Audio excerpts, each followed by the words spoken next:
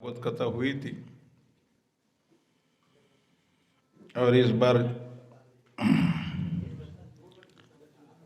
राम दरबार प्रभु ने ये राम कथा रखी है। इस गांव का सौभाग्य है कि कल ही या आज ही भागवत की समाप्ति हुई और फिर राम कथा शुरुआत हुई। इससे वातावरण तैयार हो जाता है, गांव में भक्तिमय वातावरण बन जाता है और हमारे भक्ति और हर चीज के लिए वो बहुत पोषक होता है। कथा सुनने के लिए यहाँ बहुत दूर दूर से लोग भी आए, महाराष्ट्र से भी लोग आए हैं। और ये जो प्रभु जी है राजोत्सव प्रभु, ये उड़ीसा के है, उड़ीसा के हैं, लेकिन आए हैं कन्याकुमारी से, केरल में तमिलनाडु में गए थे, वहाँ से यहाँ कथा सुनने के लिए आए हैं। तो कथा के रसिक होते हैं ना, वो कहीं के कहीं भी जाते हैं। और हमारी कथा तो ऐसे भी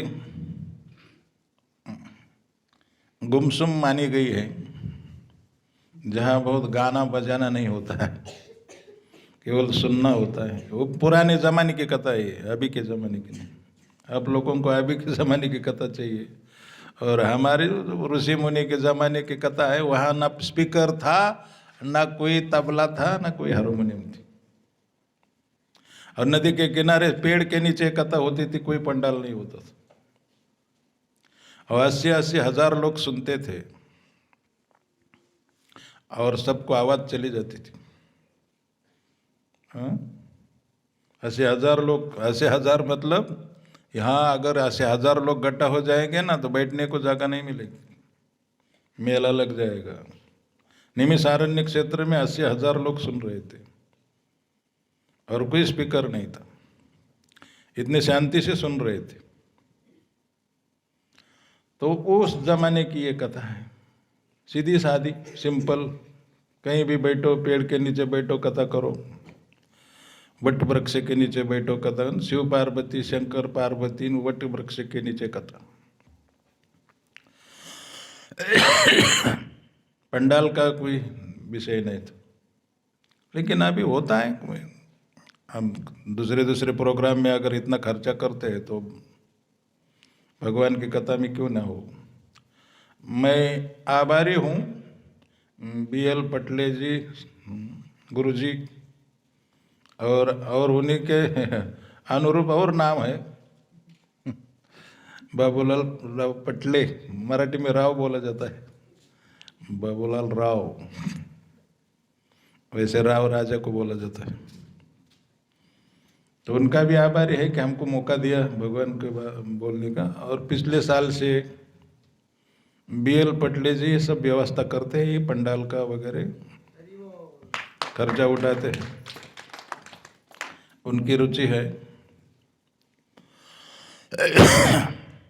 भगवान के सेवा में जितना भी किया जाए उसका वो नष्ट नहीं होता, वो बना रहता है।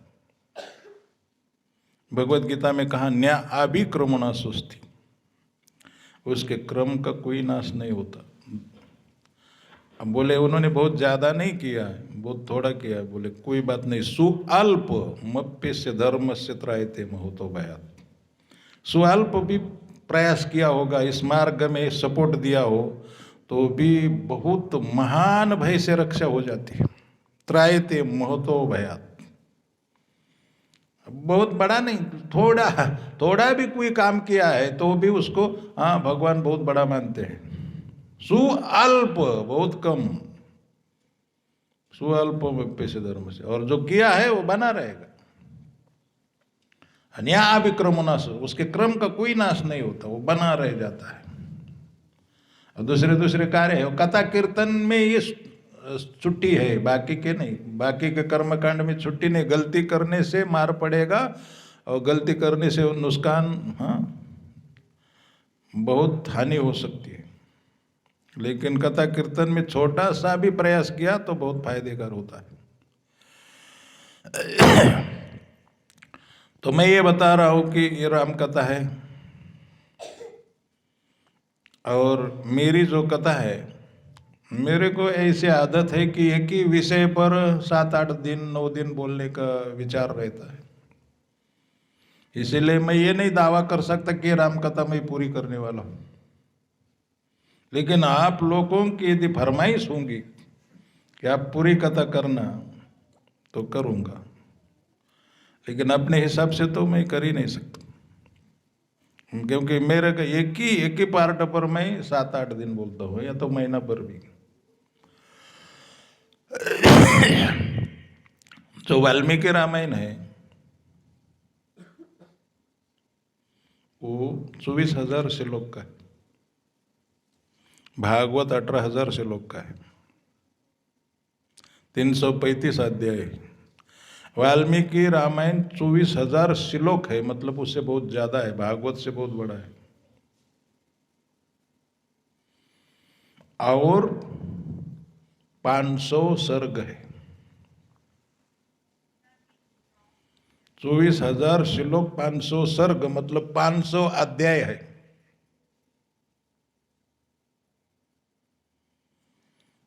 और 7 कांड है, सप्तकांड। भागवत में 12 स्कंद है, 12 स्कंद है। ये भी याद होना चाहिए, केवल गाना बजाने से क्या है। अब मैं ज्यादा वाल्मीकि जी का आधार ले रहा हूं,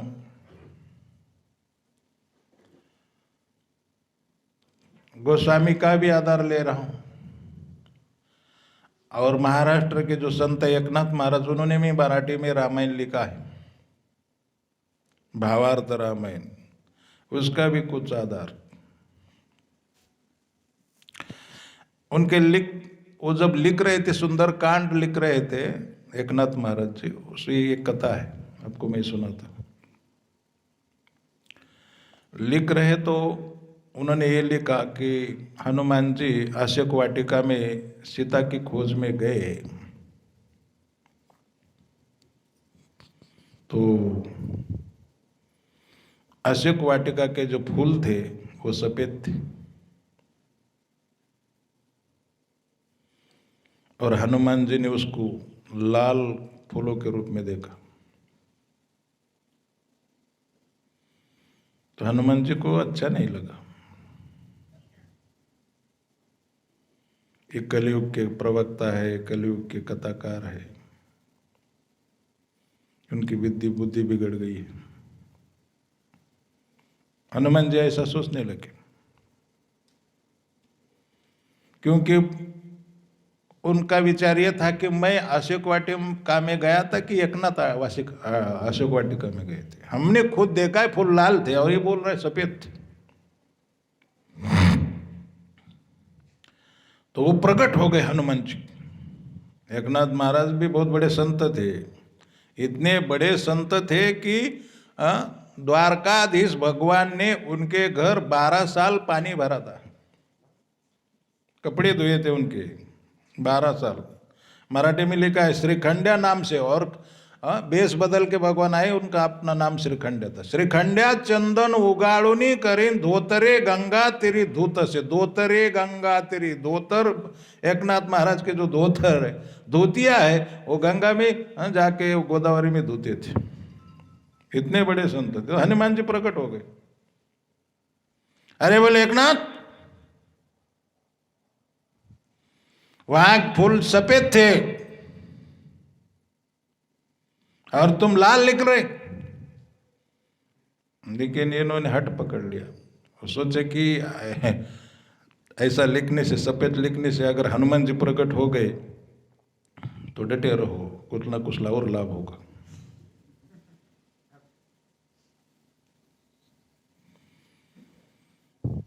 बोले नहीं महाराज, फूल सफेद ही थे।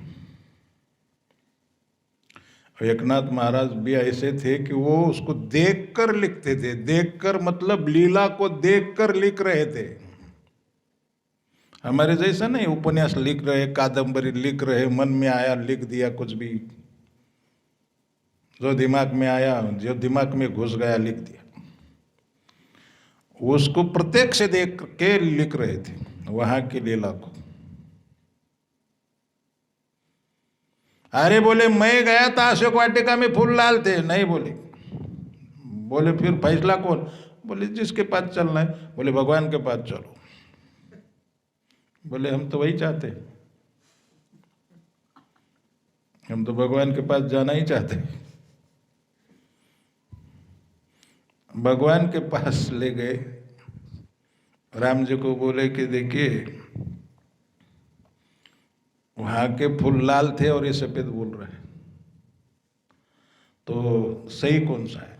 बोले एकनाथ क्या बोल रहे? बोले फूल सफेद बोल रहे। बोले सही बोल रहे, वो सत्य है। हनुमान जी बोले मैंने तो लाल ही देखा था। भगवान बोले वो भी सत्य है। बोले ये कोई निर्णय हुआ? वो भी सत्य है, ये भी सत्य है, कौन सा? वहां सीता मैया थी,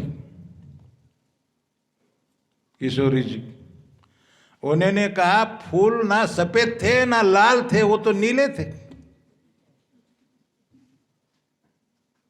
फूल नीले थे।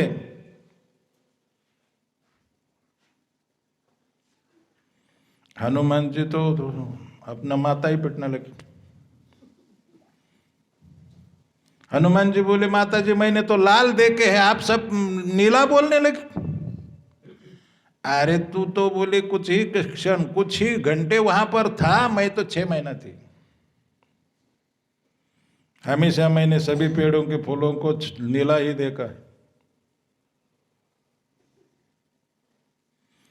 भगवान को पूछा, भगवान बोले वो भी सही है।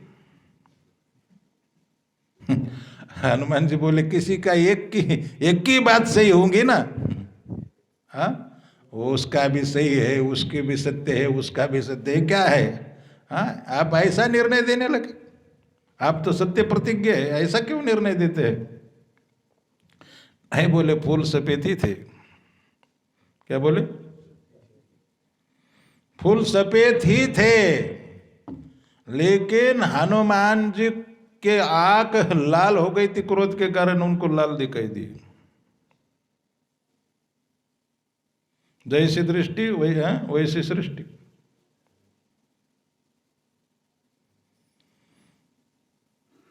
आपकी जैसी नजर होगी वैसी दुनिया दिखाई देगी। नजर के ऊपर है। अकबर बादशाह ने एक बार कहा मेरा सालगिरह है।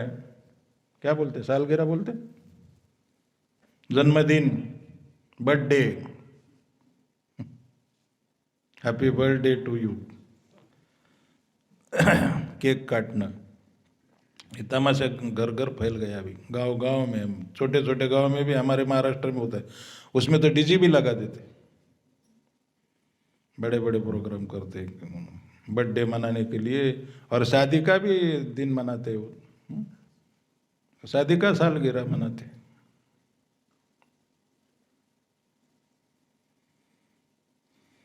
अकबर बादशाह के दिमाग में ये बात आ गई कि भाई मंत्रिमंडल की सभा बुलाई और उनको सब मंत्रियों को बोल दिया कि मेरा जो ये है बर्थडे है उसमें पूरा परिसर जो है हरा दिखना चाहिए। जो दिल्ली का जितना भी परिसर है पूरा हरा दिखना चाहिए। कुछ भी करो, कितना भी खर्चा हो जाए।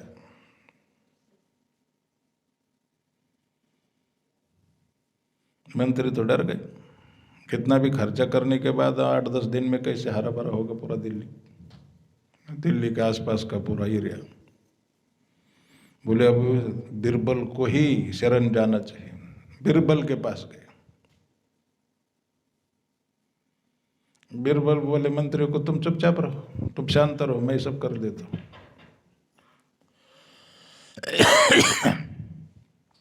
लेकिन बीरबल कुछ नहीं कर रहा था। मंत्री लोग बोले यार बादशाह मार डालेगा हमको, इसके भरोसे रहेंगे तो कुछ कर ही नहीं रहा है, और कल ही सालगिरह, वो तो कल ही उनका बर्थडे है। हाँ, बीरबल तो कुछ कर ही नहीं रहा है। बोले बीरबल यार तुम मार डालोगे हमको। अरे बोले चुप रहो, कुछ नहीं, आप मेरे ऊपर भरोसा है ना? बोले भरोसा है। बादशाह ने पहले दिन पूछा कि क्या सब हरा भरा हो गया? बोले पूरा। सब मंत्री बोले कि बीरबल की जिम्मेदारी। बीरबल को पूछा हरा भरा हो गया पूरा? हाँ पूरा हरा हो गया। बोले महाराज कोई चिंता नहीं। हाँ बोले बाहर बहुत। बीरबल तुम कुछ भी कर सकते हो, मांगो क्या मांगना है? बोले कुछ मांगने की जरूरत नहीं है, मैं जो बोलूँगा उतना ही करिए, उतना ही दे दीजिए, मुझे कुछ नहीं। बोले क्या करना है? मैं जो चश्मा आपको दूंगा, जो गॉगल मैं आपको दूंगा उतना पहनिए और महल के ऊपर जाके देखिए, सब आपको हरा दिखाई देगा। बोले चश्मा पहनने में कौन सा हर्ज है, मैं तो पहन लूंगा। वो हरा कलर का गॉगल उसके आँख में डाल दिया, महल के ऊपर से देखा चारों तरफ पूरा हरा हो गया। बोले thank you for this Birbal, आभार, बहुत अच्छा काम।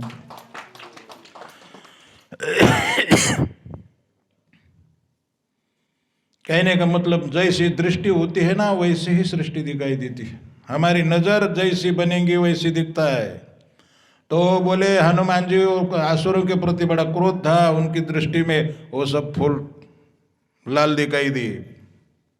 एकनाथ जी ने सही देखा क्योंकि फूल का कलर सफेद ही था। और बोले सीता को नीला कैसे? 6 महीने से देख रही थी। बोले वो मेरा चिंतन करती थी, मेरा स्वरूप नीला है।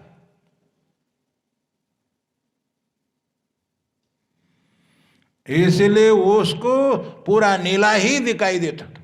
महाराष्ट्र में एक हरजारीकर नाम के भक्त हो गए, वो इतना जप करते थे, 13 कोटि हरिनाम किया, और उनको रस्सी माइक जो भी चीज है पूरी नीली नीली दिखाई देती थी। वो अभी की घटना है, बहुत पुरानी नहीं। हम लोग साधन नहीं करते, हम बोलते हैं, हम बोलने में माहिर है, करते कुछ नहीं। लेकिन जो करते हैं ना, उनको लगता था कि तो कृष्ण तो चारों तरफ है मेरे। गीता में कहा है तस्याहम न प्रणश्यामि सच में न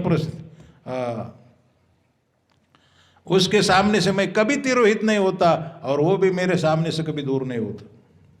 यो माम पश्यन्ति सर्वत्र सर्वम च मयि पश्यति, वो सभी जगह मुझे देखता है और सब में मुझे देखता है, मैं उससे कभी दूर नहीं होता।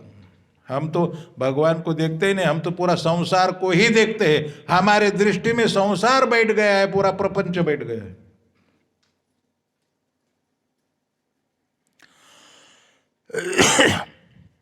तो कहने का मतलब ये कथा भगवान की जो है, गोस्वामी जी ने तो लिख दिया, हरि अनंत हरि कथा अनंत, कहीं सुनई भव विधि सब संत।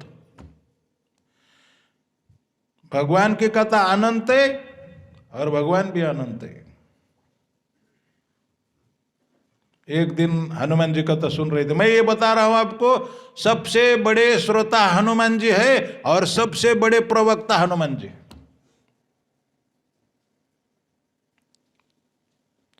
ये ध्यान रखना, हनुमान जी जैसा कोई प्रवक्ता, बहुत सुंदर बोलने वाला कोई नहीं।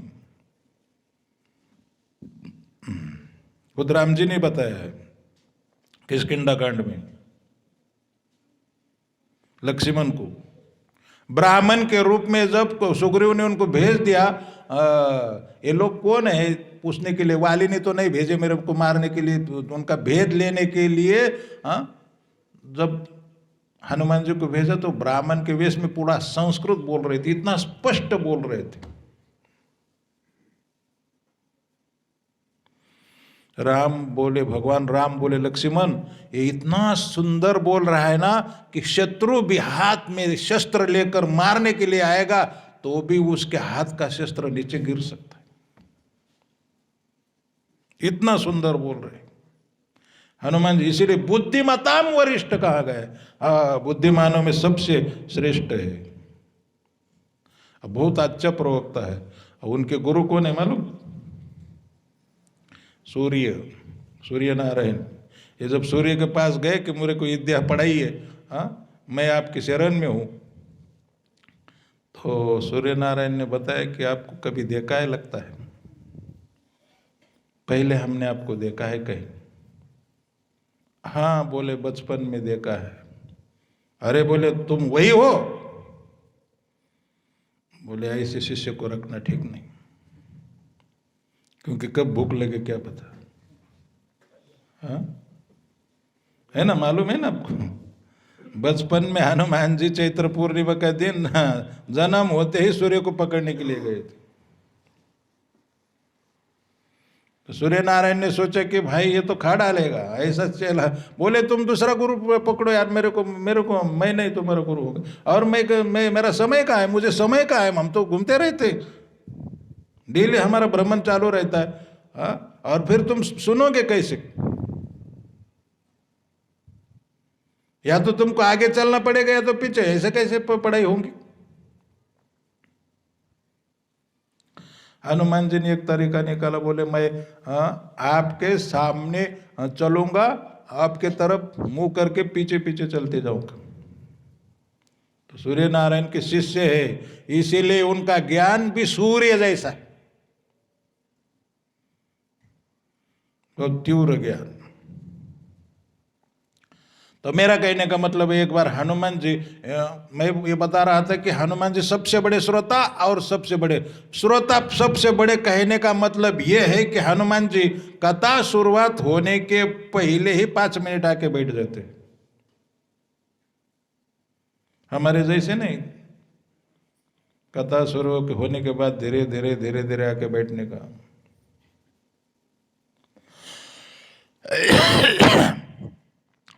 कुछ लोग तो आधी कथा के बाद आते हैं, और 15-20 मिनट में आगे आरती होने वाली उसके पहले ही चले जाते। वो श्रद्धा नहीं है, वो विश्वास नहीं है, श्रद्धा नहीं, प्रेम नहीं है। जिसमें हमारा प्रेम होगा, हाँ, उसके लिए हम टूट पड़ते हैं। अगर यहां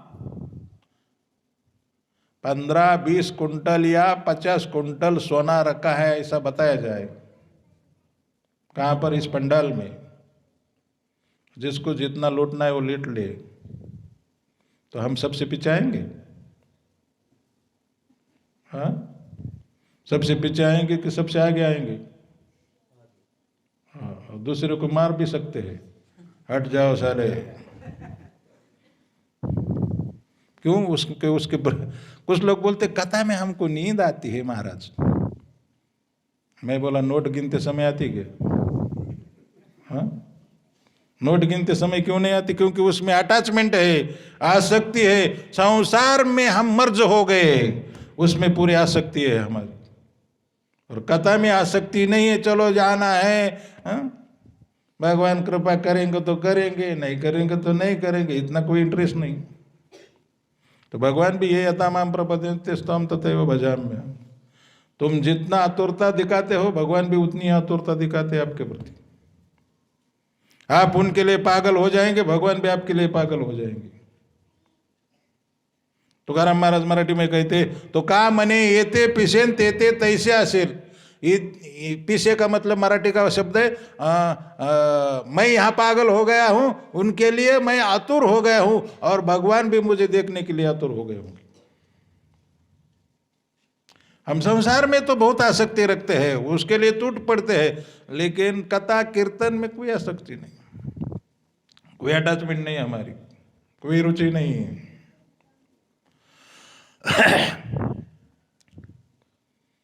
हनुमान जी कथा सुनने के लिए एक नंबर पहले आके बैठते। एक बार कथा सुन रहे थे हनुमान जी, प्रवक्ता ने बता दिया, हनुमान जी सुंदरकांड में हनुमान जी रावण की सभा में गए और उसको समझाया, रावण मेरी बात मान जाओ और सीता को छोड़ दो। रावण ने माना नहीं, हनुमान जी ने फूंक मारा, लंका जला दी और रावण की दाढ़ी भी जला दी। तो हनुमान जी को लगा ये तो बहुत बकवास बोलने लगा है, ऐसा तो हुआ नहीं। अंग भंग करने के लिए रावण ने कहा, और उसके बाद कपि की ममता पूछ पर, क्योंकि हनुमान जी है ना, पूछ को अंग, हनुमान जी को लगा कि अंग भंग बोला है, लेकिन हो सकता है कि इसको आपने बहन की याद आएगी, और कौन से अंग भंग करेगा क्या गारंटी। हो सकता है कि हमारे नाक कान काट ले, क्योंकि शूर्पणखा के नाक कान काटे गए थे। वो याद आए कि बदला लेने के भावना से हो सकता है कि हमारे भी नाक कान काटे।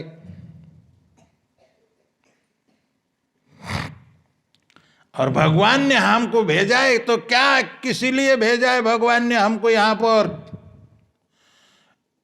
इन राक्षसों के हाथ से नाक कान कटाने के लिए?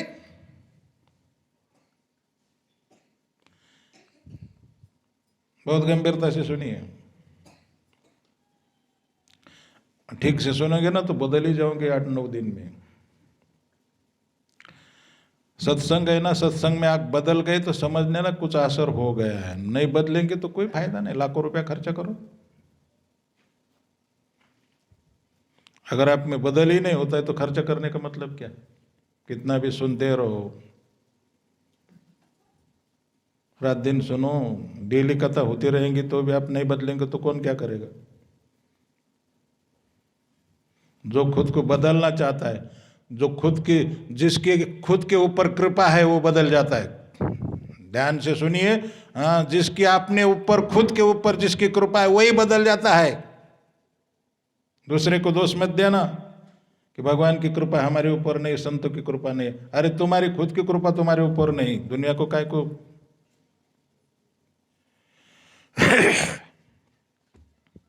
क्या बता रहा था मैं? हनुमान जी, हनुमान जी को लगा कि भगवान ने हमको भेजा है यहाँ, इकारों के हाथ से नाक कान कटा के चले जाएंगे, वो भी हमको भी भगवान ने ही इधर भेजा है। आप सुनने वाले और मैं सुनाने वाला, हम सबको किसने भेजा है इधर? भगवान ने ही भेजा है। तो क्या इकारों के हाथ से नाक कान कटा के चले जाएंगे? कुछ नाम करके जाना दुनिया में आने वाले, कुछ नाम करके जाना। आते हैं रोज लाखों बेकार जीने वाले, लाखों की संख्या में लोग आते हैं चले जाते हैं। कौन मरता है किधर कोई पता नहीं, कौन किधर मरता है, कौन आया कौन गया कुछ पता ही नहीं लगता। एक आध आदमी का नाम रहता है। कुछ नाम करके जाना। तो हनुमान जी को लगा कि हो सकता है कि रावण ऐसा आदेश दे कि नाक कान काट दो इस बंदर की। तो उन्होंने क्या किया, पूंछ जो पीछे थी उसको सामने लिया और बार बार चुमने लगे, कपाल को लगाने लगे, इधर माथे पर लगाते, चुमते, माथे पर लगा। रावण ने देखा और ये बाप रे, कपि के ममता पूंछ पर। मैं समझ गया, ये बंदर की ममता, उसको जला दो।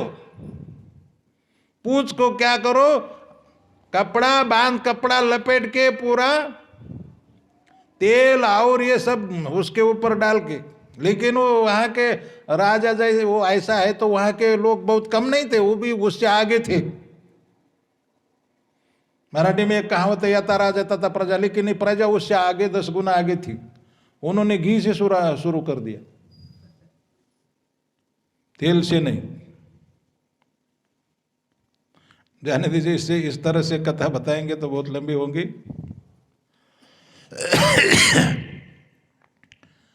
तो हनुमान जी ने ये सोचा कि हमारे पूंछ को कपड़ा बांधा था, तेल डाला था, घी डाला था और पूंछ बहुत लंबी हो गई थी। और ये बोलता है कि रावण को सुनाया, हनुमान जी ने बताया कि रावण मेरी बात मान जा, और नहीं माना तो तुरंत फूंक मारा, लंका जला दी, फूंक मारा।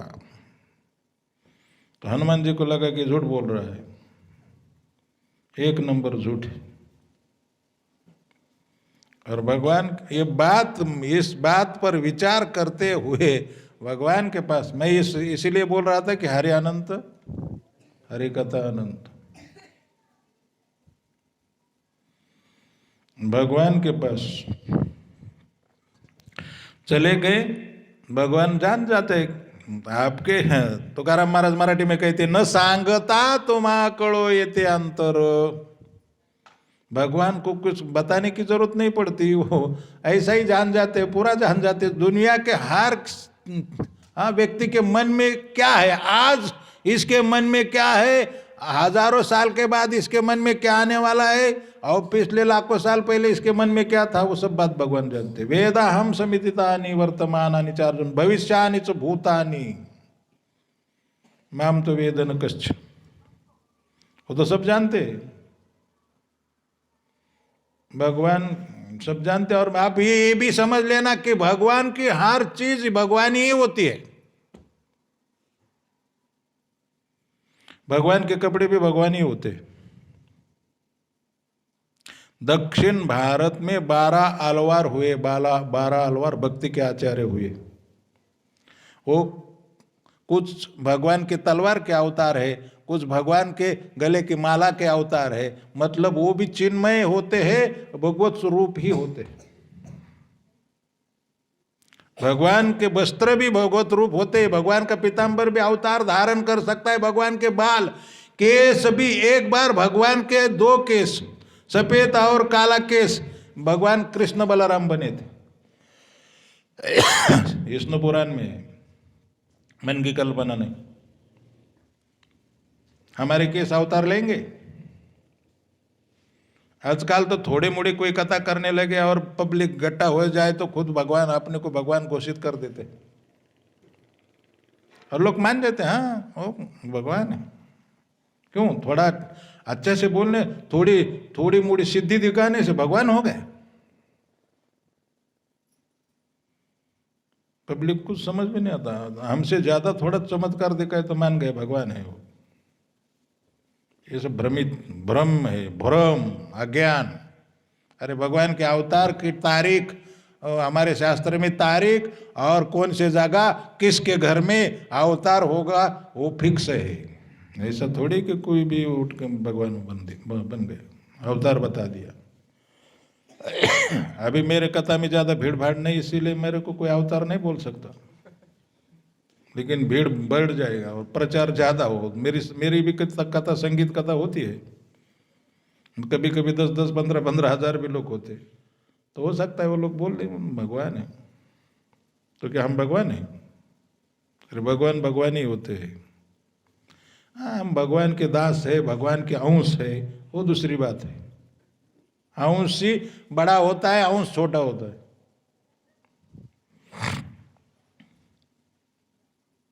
तो हनुमान जी के मन में वो विचार आया, तो मैं इसीलिए बताया कि भगवान का हर चीज भगवान ही होता है। भगवान की जो हाथ में जो अंगूठी थी ना, वो नीचे गिर गई और भगवान ने कहा हनुमान अंगूठी उठाना। यहाँ आने के कारण मेरे को खांसी हो गई बहुत। मौसम बदल गया, सब महाराष्ट्र का मौसम दूसरा है, खान पान दूसरा है, पानी दूसरा है, तो चेंजेस के कारण ऐसा खांसी आ रही। लेकिन उतना डिस्टर्ब नहीं हो रहा। सो गए क्या? समाधि लग गई? बहुत दूर से आए, सोना मत, मुर्दंग रख दो। कब तक रहते हैं? हाँ रख दो, अभी नहीं बजाना है। मैं क्या बता रहा था, याद नहीं रहता। बुढ़ापा, 65 साल हो गए ना, वो तो उम्र डल चुके हैं, मेरी बुद्धि काम नहीं करती। इन लोग मेरे को बैठा देते, चलो वे करो कथा। हमको भी थोड़ा आनंद आता है, मतलब जिसका जो विषय होता है उसको आनंद आता है, उस टूट पड़ जाते हैं उसमें। हाँ, हमारे उधर तो उन लोग माइक मिल जाए तो माइक छोड़ते नहीं। मेरा भी वही हाल है, माइक मैं छोड़ता ही नहीं। 3 घंटे। एक नेता हमारे यहाँ, चुनाव का समय था, वो बड़े भाषण दे रहे थे और दिन भर कहीं भाषण हो गए तो एक स्टेज पर मूर्छित पड़े, गिर गए पूरे। तो किसी ने वो प्याज सूंघाया, किसी ने जूता सूंघाया, मैं भी वहीं पर था। मैं बोला यार जूता और प्याज से कुछ नहीं होने वाला, माइक सुंगा दो, फटाक से उठ बैठेगा। माइक नाक में लगाते ही उठ के खड़ा हो गया सीधा।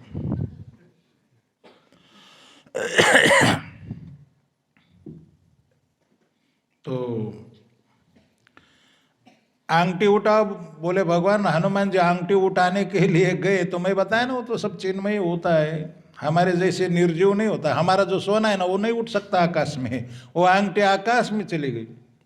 तो हनुमान जी बोले तो मैंने तो 100 योजन समुद्र पार किया था, तुम मेरे जस्ट उनको अहंकार हो, मेरे से ज्यादा तुम आगे उड़ेंगे। आकाश में वो आंगटी आगे और हनुमान जी पीछे।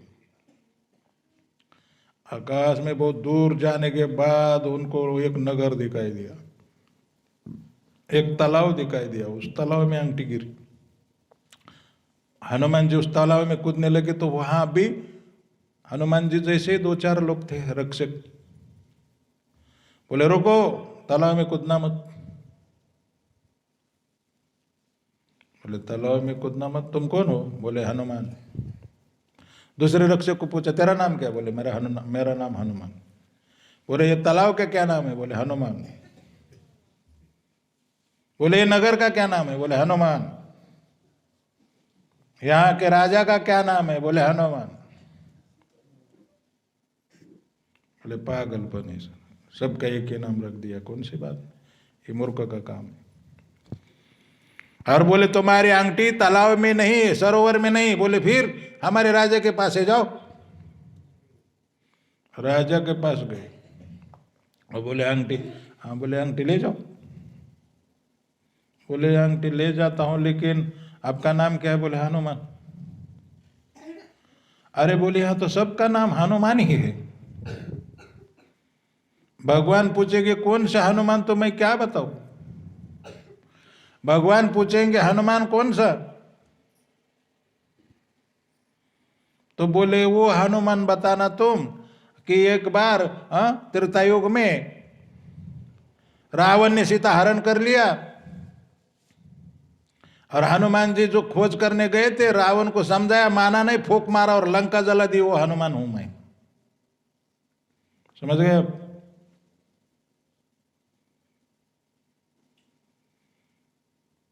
पूछ में कोई कपड़ा फेपड़ा नहीं बांधा था, कुछ नहीं था, फूंक मारते ही सीधा लंका जला दी, वही हनुमान में। और हनुमान जी चुप हो गए, आए वापस, कुछ नहीं बोले। वो समझ गए कि हरि अनंत क्या भगवान की कथा। मैं अकेला हनुमान नहीं, और अकेला एक ही त्रेतायुग नहीं, हजारों त्रेतायुग है, और उसमें दूसरे दूसरे हनुमान जी भी लंका जाते, उनको ये बाद में लगा कि बहुत कुछ भगवान का सब कुछ क्या है, अनंत है। हरि अनंत, हरि कथा अनंत, कहीं सुनई भोविधि संता, नाना भांति राम अवतारन, रामायण शतकोटि अपार। तो ये गोस्वामी ने कथा को बहुत अच्छी उपमा दी है। राम कथा शशि किरण समान, संत चकोर करई जहि पाण, राम कथा शशि किरण समान। गोस्वामी ने कहा कि राम कथा शशि किरण के समान है। किसी ने कहा महाराज सूर्यवंश की कथा है, कम से कम सूर्य की उपमा देते इसको।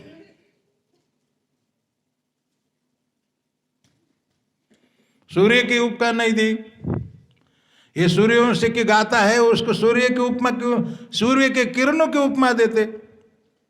बोले सूर्य के किरण है ना, अप्रैल में पता लगता है कि कैसे होते हैं। समझ गए? अप्रैल मई जून में पता लगता है सूर्य किरण क्या होता है और सूर्य क्या होते हैं। और जला डालेंगे धूप में, इतनी गर्मी बढ़ जाती है, बहुत गर्म होता है। तो बोले कम से कम चंद्रमा की उपमा देते, क्योंकि शशि चंद्र है। बोले चंद्रमा की उपमा देता मैं, लेकिन चंद्रमा उसमें कलंक है, थोड़ा दाग है, थोड़ा काला है। चंद्रमा में दाग है, काला काला। और राम कथा निष्कलंक है और शीतल है। किरण के समान शीतल है, और सच्ची किरण मतलब चंद्रमा के जो किरणें होती है वो शीतल भी होती है और निर्मल होती है। वैसे कथा निर्मल है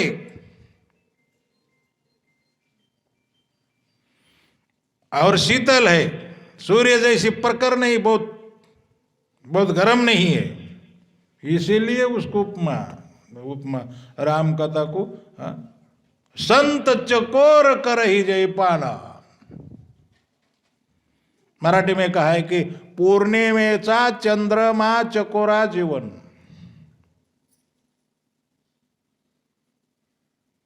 पूर्णिमा का जो चंद्र है चकोर पक्षी के लिए जीवन होता है। वो चंद्रमा की तरफ देखता रहता है वो पक्षी। हमने सुना है कि वो चोंच ऊपर करके देखते रहता है और उसमें से उनको चंद्र का अमृत मिल जाता है पूर्णिमा के दिन, और वो पान करता है। संत चकोर करई जय पाना। जो चकोर जैसे संत है वो शशि किरण है। राम कथा कैसी है? चंद्रमा के किरण के समान शीतल निर्मल है, और जो संत है वो संत रूपी चकोर पक्षी क्या करते? उसको पी लेते, पान करते। संत चकोर करई जय पाना। गोस्वामी तुलसीदास जी ने वंदना करते समय पहले 7 श्लोक लिखे। उन सब कहते हो मैं व्याख्या नहीं कर पाऊंगा, लेकिन पहले श्लोक का तो करूंगा। वर्णानाम अर्थ संगानाम रसानाम छंदसामपि मंगलानाम च कर्तारो वंदे वाणी विनायको।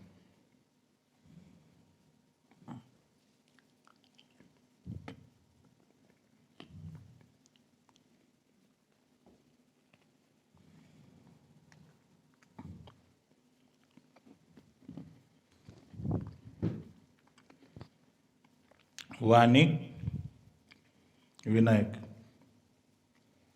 दोनों की वंदना की है। विनायक मतलब गणेश जी, वाणी मतलब सरस्वती।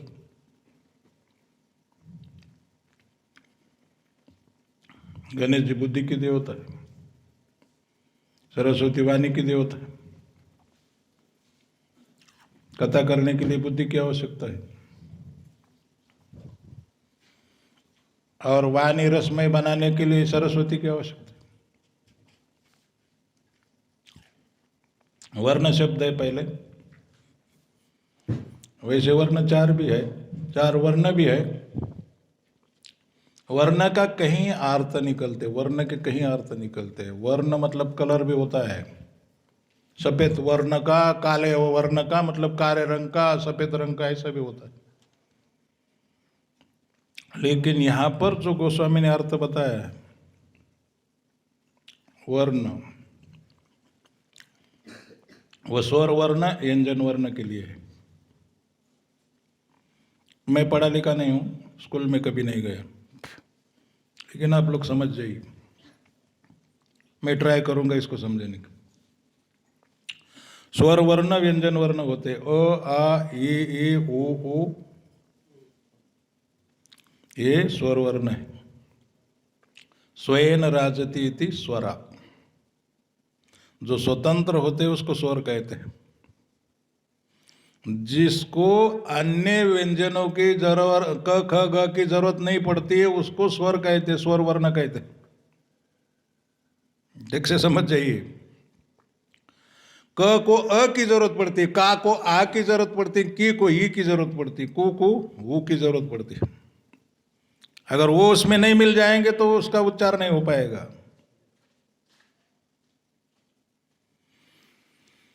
तो वर्ण की आवश्यकता कथा के लिए तो है ही।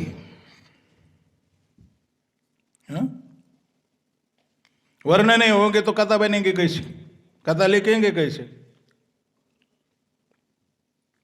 ये सभी वर्ण की जरूरत है। और एक वर्ण दूसरे वर्ण के सामने आने से क्या होता है, अर्थ निकलते हैं। ठीक से ध्यान रखना, नहीं तो कुछ समझ नहीं पाएंगे। जैसे रा के सामने म आने से अर्थ तैयार होंगे, बहुत अर्थ निकलते हैं। फिर एक महात्मा ने कहा कि रा में तो राधा और कृष्ण का ही सब नाम है, और अकारात राधिका, गेह, मकारात मधुसूदन। अर्थ निकलने लगे कि नहीं? वृंदावन में एक राम नाम का जप करने वाले संत थे। 100-150 साल पहले घटना है। राम सकीन नाम के संत थे। और रासलीला में इस देह के साथ प्रवेश कर गए। इस देह के साथ, ये जो शरीर है उनका शरीर पूरा दिव्य हो गया था। भगवान का चिंतन करते करते सीधा रासलीला में उनको भगवान की एंट्री मिल गई। ठीक से समझना।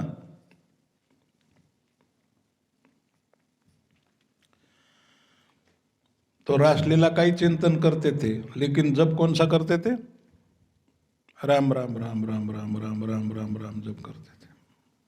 तो किसी ने कहा आप कृष्ण भक्त है, कृष्ण का जप करो।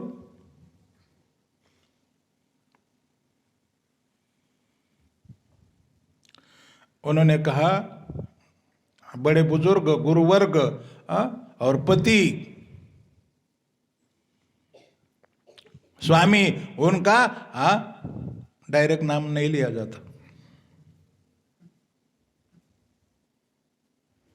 बराबर है ना? किसी को पत्नी को कहेंगे कि अपने पति का नाम क्या है तो बताएंगे वो? आजकल के तो बता देंगे। आजकल को तो बुला, आजकल तो बुलाती है नाम पुकार के, और वो भी आरे कारे। आरे कारे का मतलब, अरे विवेक तो कहाँ है रे? पढ़ी लिखी महिला ऐसा बोलती है। देहाती अभी इतना हिम्मत नहीं हो गई। देहात में थोड़ा ठीक है, लेकिन सिटी में तो ऐसा ही चलता है। बहुत पढ़े लिखे डॉक्टर इंजीनियर हो गए ना, वो भी पत्नी को ऐसा बोलता है, अरे जानकी तू कहाँ पर हो? और वो बोलती, अरे राम्या तू कहाँ पर है?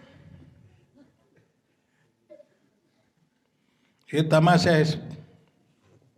देश बर्बाद हो गया हमारा।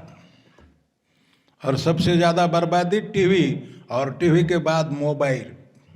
वो कुछ भी चाहे सो आप देख सकते हैं, उल्टा फुल्टा, और पूरा बाट लगा दी। मोबाइल ने तो पूरी बाट ही लगा दी।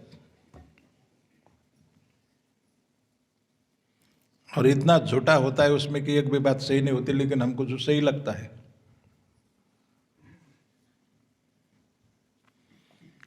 तो उन्होंने कहा कि अपने बुजुर्गों का नाम, बड़ों का नाम, स्वामी का, मालिक का नाम ऐसे डायरेक्ट नहीं लिया जाता, इसीलिए मैं राम राम। तो लेकिन उन्होंने कहा कि रा से राधा और म से मनमोहन, ऐसा उन्होंने अपना अर्थ अपने हिसाब से, मतलब अर्थ बन जाते हैं। इसीलिए वर्णानाम, एक अक्षर दूसरे अक्षर के सामने आने से शब्द तैयार होता है, और दो शब्द एक साथ होने से धर्म क्षेत्र कुरुक्षेत्र एक पद तैयार होता है।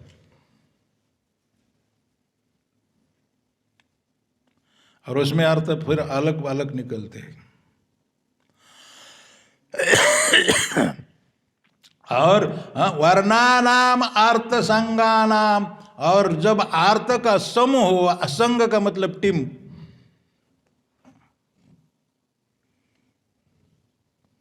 संघ का मतलब अतुल, क्या? समूह, टोली, टीम। अर्थ के समूह निकलते हैं, अर्थ संगा नाम।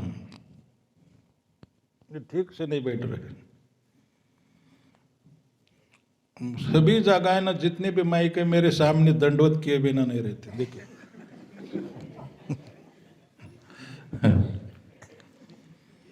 वो समझ जाते कि बहुत बड़े पहुंचे हुए संत है, दंडवत पहले कर दिया।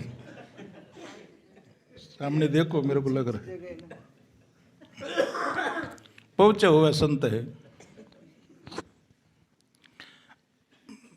मेरे को ना जो कमी खलती है ना, मेरे को वो कमी केवल माइक की और ऑपरेटर की कमी खलती रहती है हमेशा, किसी भी बड़े प्रोग्राम में हो चाहे छोटे प्रोग्राम। अभी पुणे में कथा हो गई, इतना बड़ा, बहुत बड़े व्यक्ति कथा बहुत बड़े लोगों ने रखी थी, लेकिन माइक का प्रॉब्लम लास्ट तक रहा, क्योंकि ऐसे कामों में लोग खर्चा कम करते, करना नहीं चाहते।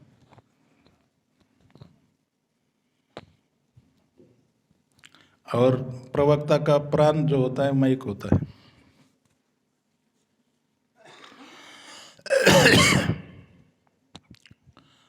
तो मैं ये कह रहा था कि वर्णानाम अर्थ संज्ञानाम, और अर्थ अगर उसमें से निकलने लगेंगे तो रसानाम। रसानाम का मतलब क्या है? रस उत्पन्न हो जाता है। लेकिन वो जो अच्छे श्रोता है उन्हीं को रस आता है। वर्णानाम अर्थ संज्ञानाम रसानाम, रस निर्माण होता है। जब अर्थ मालूम हो जाएगा, अर्थ लग जाएगा तो बहुत आनंद, रस उत्पन्न होता है, बहुत आनंद आता है। वर्णानाम अर्थ संज्ञानाम रसानाम। और रस है ना, अलग अलग प्रकार के होते हैं।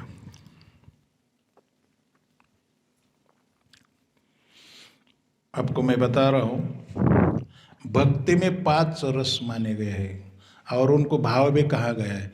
भाव ही रस का रूप धारण कर लेता है तो ज़्यादा चमत्कृत करता है, ऐसा माना गया है। वास्तव में भाव और रस में ज़्यादा अंतर नहीं।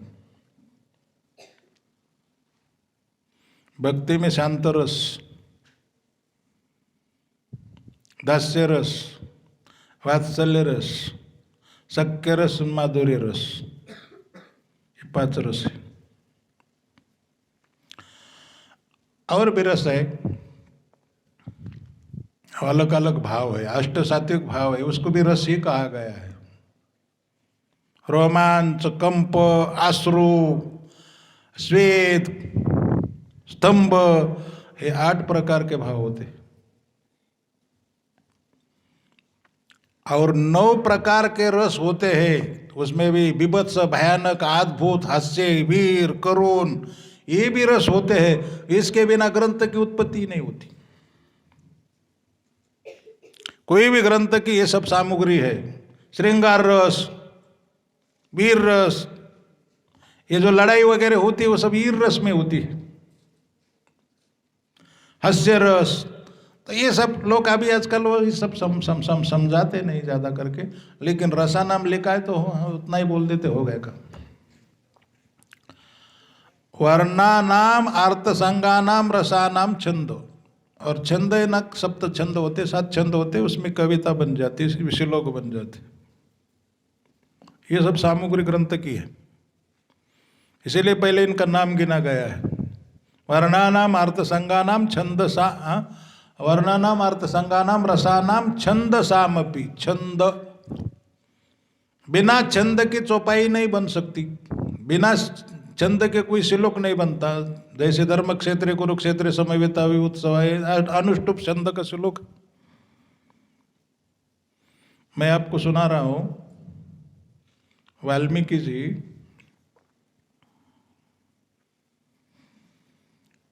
तमसा नदी के किनारे गए। भारद्वाज नाम के उनके शिष्य भी उनके साथ में थे, और नदी में ऐसे कीचड़ होता है। उन्होंने अच्छी जगह खोजी जहाँ बालू रेती होती है, ऐसी जगह जहाँ कीचड़ नहीं, और स्वच्छ जगह पर स्नान वगैरह करके निकले। स्नान संध्या करके निकले तो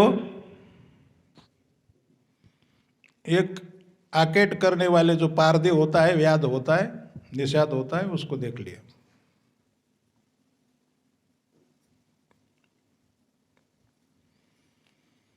और उसको देखकर उसने क्या किया, क्रोश नाम के पक्षी थे 2 नर मादा, उसमें से मादा पक्षी को मार डाला। और ये वाल्मीकि ने दृश्य को देखा। ये सौरवात में है वाल्मीकि रामायण। बहुत दुखी हो गए और वो मादा नर पक्षी का जो क्रोश पक्षी था उसका दुख देखकर बड़े दुखी हो गए और बोले, हे याद, तो जीवन में कभी सुखी नहीं होगा। श्राप दे दिया उसको। और जो ये जो विषय है उसका एक श्लोक तैयार हो गया। अपने से श्लोक कभी तैयार नहीं होते, बहुत प्रयत्न करके तैयार करना पड़ता है कवि लोगों को भी। इसमें से क्या हुआ, एक श्लोक ही तैयार हो गया पूरा अनुष्टुप छंद में। और बार बार सोचने लगे कि यार मेरे तो मुख से, भारद्वाज मेरे मुख से श्लोक तैयार हो गया, अपने से श्लोक तैयार हो गया। ऐसा सोच रहे थे तो ब्रह्मा जी आ गए और ब्रह्मा जी ने कहा, श्लोक तैयार होने का ये जो चमत्कार है वो भगवान की इच्छा है, मेरी इच्छा है, तुम क्या करो, रामायण लिखो। तो पूरा वाल्मीकि रामायण उन्होंने लिखा। तो मेरा कहने का मतलब छंद का मैं मतलब है। और वाल्मीकि रामायण में पहले तो ये बताया है कि नारद जी ने उनको संक्षेप में रामायण बता दी।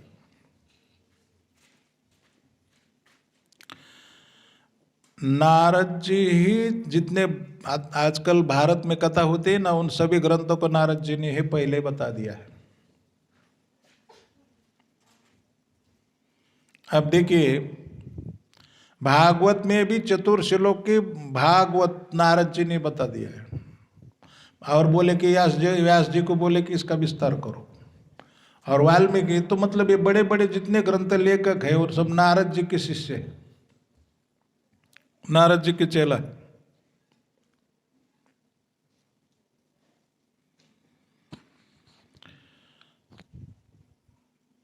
तो वाल्मीकि जी ने वो रामायण लिखा, लेकिन पढ़ाया किसको, लवकुश को। भगवान के लड़के जो सीता है ना, वन में भेज दी थी, उधर ही बच्चे हो गए थे, 2 बच्चे लवकुश। हाँ, उनको पहले पढ़ाया और कथा पहले ऋषि मुनि में ही हुई।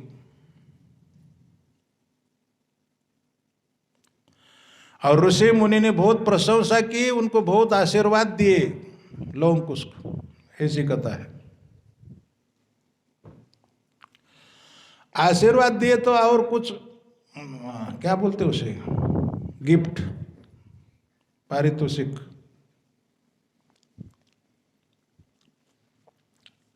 गिफ्ट ऋषि मुनि के पास देने को क्या होता है, किसने कमंडोल दिया, किसने कुछ दिया, किसने कुछ दिया, बख्शिश। और बाद में ये लोग इसका प्रचार करने लगे लवकुश। और प्रचार करते करते अयोध्या में गए और उस नगरी में ये रामायण गा रहे थे। भगवान राम ने सुना और उनको बुलाया, दरबार में बुलाया। दरबार में उनको बुलाया और गाने के लिए, लेकिन भगवान राम है ना ऊपर बैठे थे। लोगों को सब ये लोग जैसे बैठे श्रोता वैसे नीचे बैठे के कथा कर रहे थे और राम ऊपर बैठे थे। वो गलत क्रम था, क्रम ठीक नहीं था। सभी लोग इतना वाह वाह बहुत अच्छा बोल रहे थे और एक दूसरे की पीठ थपथपा रहे थे। लेकिन भगवान राम को आनंद नहीं आ रहा था, क्योंकि ऊपर बैठे थे। तो उनको लगा कि थोड़ा नीचे उतरना चाहिए। लेकिन लोग देखेंगे कि राजा चक्रवर्ती सम्राट नीचे उतर रहा है, तो भी वो भी अपमान होगा। इसीलिए सोच रहे थे कि क्या करे, नीचे उतरे का ना उतरे।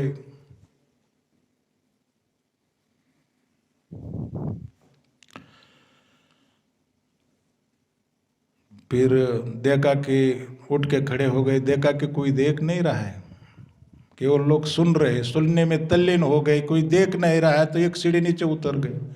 बाद में दूसरी सीढ़ी, ऐसा करते करते सब सीढ़ी उतर के नीचे बैठ गए। नीचे बैठने के बाद बहुत उनको आनंद आने लगा, और लोगों को ये भी पता नहीं भगवान राम हमारे पास आके चेयर में बैठ गए या तो बिल्कुल वहां पास में बैठे। तो कुछ लोग राम के पीठ पर भी मारने लगे, वाह। ये भी पता नहीं कि राजा है इधर हमारे सामने, भगवान बैठ गए, पास में बैठ गए, कुछ भी पता नहीं। वो उनको बहुत आनंद आने लगा लोगों को, और राम को भी आनंद। और मराठी में एक गायक ने उसको लिखा है, स्वयं राम प्रभु ऐकती कुशलव रामायण गाती, स्वयं राम प्रभु ऐकती कुशलव रामायण गाती, कुमार दोगे एक वयाचे, एक ही उम्र के थे, बिल्कुल दिखने में भी एक जैसे थे। कुमार दोगे एक वयाचे। सुंदर थे दिखने में। मेरा कहने का मतलब है कि घर घर में कथा होनी चाहिए। अपने ही घर का प्रवक्ता हो तो कोई बाहर के प्रवक्ता बुलाने की जरूरत नहीं। पहले के जमाने में अपने घर में ही कथा होती थी। देखिए आध्यात्म रामायण में ये संवाद है, शिव पार्वती का संवाद है। शिव जी कथा बता रहे, पार्वती सुन रहे, और उसी को गोस्वामी ने रामचरितमानस में ऐड किया। शिव पार्वती का संवाद, पार्वती सुन रही, शिव जी बता रहे, पार्वती पर प्रश्न पूछ रही, शिव जी बता रहे। तो ये कथा घर की है कि बाहर की? अपने घर में ही कथा हो रही, क्योंकि वो तो घर के कथा प्रवक्ता होगा तो पैसा भी देना नहीं पड़ेगा, कोई दक्षिणा देने की भी जरूरत नहीं। लेकिन हम कथा नहीं करते, व्यथा करते हैं। घर में हमेशा ही व्यथा होती है। इसकी निंदा, उसकी स्तुति, उसकी निंदा, वो बदमाश है, वो हमारे पीछे पड़ा हुआ है, ये सब कथा होती रहती घर में। और इसीलिए जितना उसका चिंतन करोगे समस्या का, उतनी ही समस्या बढ़ती जाती, कम नहीं होती। भगवान का चिंतन करो तो कम समस्या कम हो जाती है। लेकिन हम करते नहीं। दुख में सुमरन सब करे, सुख में करे न कोई, जो सुख में सुमरन करे तो दुख का एक होय। घर में अगर हम कथा करेंगे तो क्या कोई कठिन थोड़ी। अभी भगवान ने कौन सा प्रवक्ता बोला है? कोई प्रवक्ता नहीं। अपने घर के खुद के लड़के कथा कर रहे, भगवान सुन रहे। स्वयं राम प्रभु ऐकती कुशलव रामायण गाती। स्वयं राम प्रभु ऐकती मतलब सुन रहे, भगवान खुद सुन रहे और कुछ लोग गा रहे, बस यही कथा है। उसमें दूसरा वाल्मीकि रामायण में दूसरा कोई संवाद नहीं है। कुछ लोग ही बता रहे और राम खुद सुन रहे, इतना ही संवाद है। और गोस्वामी ने तो इसमें 3 संवाद, रामचरितमानस में 3 संवाद रख दिए हैं। और वो भागवत में भी लगभग 3 संवाद ही है। राजा परीक्षित और सुखदेव जी, और शौनकादि ऋषि, सुत गोस्वामी, और व्यास जी, नारद। बाकी के दूसरे तो नवयोगेश्वरों का, ईद और मैत्रेय का वो तो संवाद दूसरे है ही, लेकिन मेन संवाद 3 ही है। तो इसमें वाल्मीकि रामायण में कोई संवाद नहीं, केवल कुछ लोग गा रहे और भगवान खुद सुन रहे, वही कथा है। वही उसका वाल्मीकि ने उनको पढ़ाया, वही कथा कुछ लोग कर रहे। वो भगवान के पुत्र है सीता जी के। तो कहने का मतलब भगवान को कथा बहुत प्रिय है। कथा के लिए भगवान, और जहां भी कथा होती है ना वहां चले जाते। मराठी में अभंग है, नावडे वैकुंठ शेषाचे शयन, शेषाचे शयन। भगवान को वैकुंठ अच्छा नहीं लगता, वहाँ वैकुंठ में भी नहीं रहती। और शेष की शैया भी अच्छी नहीं लगती, शेष नारायण की, उसमें भी नहीं सोते। सीधा कथा श्रवण के लिए वैष्णव के घर में चले जाते, भक्तों के घर में चले जाते। नाहम वसामि वैकुंठे योगे नाम अपि हृदय नच, यत्र मद भक्ता गायन्ति तत्र तिष्ठामि नारद। यत्र मद भक्ता गायन्ति, जहां मेरे भक्त गाते हैं वहां मैं ही रहता हूं, वहां पर चले जाता हूं। तो भगवान चले जाते हैं। कथा सुनने के लिए कौन आता है? भगवान आते। कलकत्ता में एक बंगाली एक महात्मा थे, बंगाली महात्मा हरिहर स्वामी, और उनका किसी ने प्रवचन रखा था। बहुत सिद्ध पुरुष थे, साक्षात्कारी पुरुष थे। प्रवचन रखा लेकिन लोग नहीं आए। होता है, बहुत बार ऐसे होता है। तो मैनेजमेंट वाले ने बताया कि आप थोड़ा 8 बजे आने वाले थे लेकिन आप 9 बजे आइए। बोले क्यों? बोले कोई श्रोता अभी पब्लिक नहीं आई। तो वो खुद चले गए, देख के आए और कथा चालू कर दी। तो उनके चेला ने, शिष्य ने पूछा कि आप इतना जल्दी में कथा क्यों चालू की? वो लोग चाहते थे कि पब्लिक आने के बाद शुरू करे। बोले वहां तो पंडाल खचाखच भरा था। समझ गए? पंडाल खचाखच भरा था। बोले कौन था? वहां तो कोई नहीं थे, 2-4 ही लोग थे। अरे बोले तुमको दिखाई नहीं देता था? मुझे तो सब दिखाई। नारद जी भी थे, सनत कुमार, 4 कुमार भी थे, सभी देवी देवता थे, सभी इंद्र थे, चंद्र थे, सभी थे। मैं शंकर जी को भी देखा, ब्रह्मा जी को भी देखा। भले आपको दिखाई ना देते होंगे लेकिन अदृश्य रूप से, गुप्त रूप से वो सब देवी देवता कथा श्रवण के लिए आते। भाई आप भले ही लेट हो जाए लेकिन वो लेट नहीं होते, वो आते ही है। क्योंकि ज्ञानेश्वरी में लिखा है राव ते कटको, जहां राजा होता है वहां मिलिट्री अपने आप पहले ही चली जाती है। वैसे जहां भगवान आते हैं वहां सभी देवी देवता पहले, ऋषि मुनि पहले सुनने के लिए चला जाते। ऐसा नहीं कि राजा पहले आ गए, मिलिट्री बाद में आ रही। तो इसीलिए वहां प्रभुपाद जी की कथा अमेरिका में, न्यूयॉर्क में एक बड़े हॉल में रखी उनके चेलों ने, शिष्यों ने, लेकिन कोई नहीं आया। क्योंकि अमेरिका ऐसा देश है, अगर किसी प्रोग्राम को टिकट लगाएंगे तो वो समझ जाते कि कोई बहुत अच्छा प्रोग्राम है। समझ गए? कोई टिकट रखेंगे कि इतना टिकट है 200 रुपया, जितना महंगा टिकट होगा वो लोग मूर्ख है, वो सोचते हैं कि वो इतना बड़ा प्रोग्राम है, उतना अच्छा सुंदर प्रोग्राम होगा। और इनके चलो ने क्या किया, प्रभुपाद के शिष्यों ने क्या किया कि कोई टिकट नहीं, फ्री आप, और इतना ही नहीं, जो आने वाले के लिए खाने को फीस्ट प्रसाद रख दिया।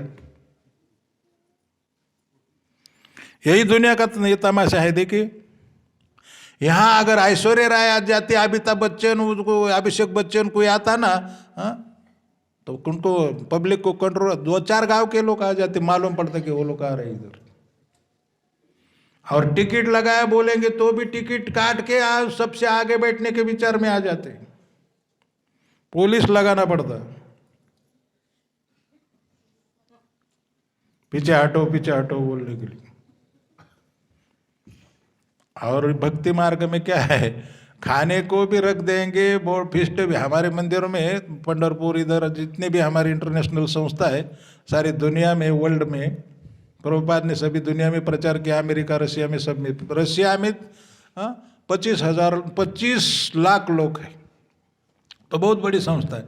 तो सभी जगह सबको फीस्ट रखा जाता है, खाने के लिए कोई कमी नहीं। कपड़ा भी देते हैं, साबुन भी देते, टूथपेस्ट देते, पाउडर देते, जो चाहिए उसको दवा औषध जितना भी डॉक्टर का जितना भी खर्चा है सब उठाते, और पानी नहाने के लिए गर्म पानी, रूम, गद्दी, तकिया सब देते, फिर भी कुछ लोग 2-4 दिन में ही भाग जाते। कोई अच्छा होगा, किसी को अच्छा नहीं लगता।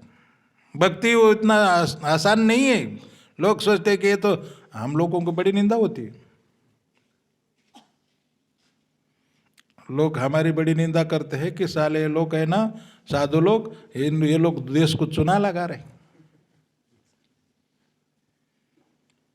आयता खाते हैं, काम धंधा नहीं करते, कुछ नहीं, और इनके गाल सफरचंद जैसे हो गए, काजू बादाम खाते हैं। मेरे बड़े बड़े पंडाल प्रोग्राम में कभी कभी माताओं की कथा पीछे होती है और मेरी कथा आगे रहती है स्टेज पर, तो पीछे वाली माताएं बोलती रहती कि 3-3 घंटे बोलता है, 2-2 किलो दूध पीता होगा, काजू बादाम खाता हो, इतना शक्ति इसको कहाँ से आ गई। वो उनकी कथा एक उधर सेपरेट रहती है और हमारी कथा इधर से।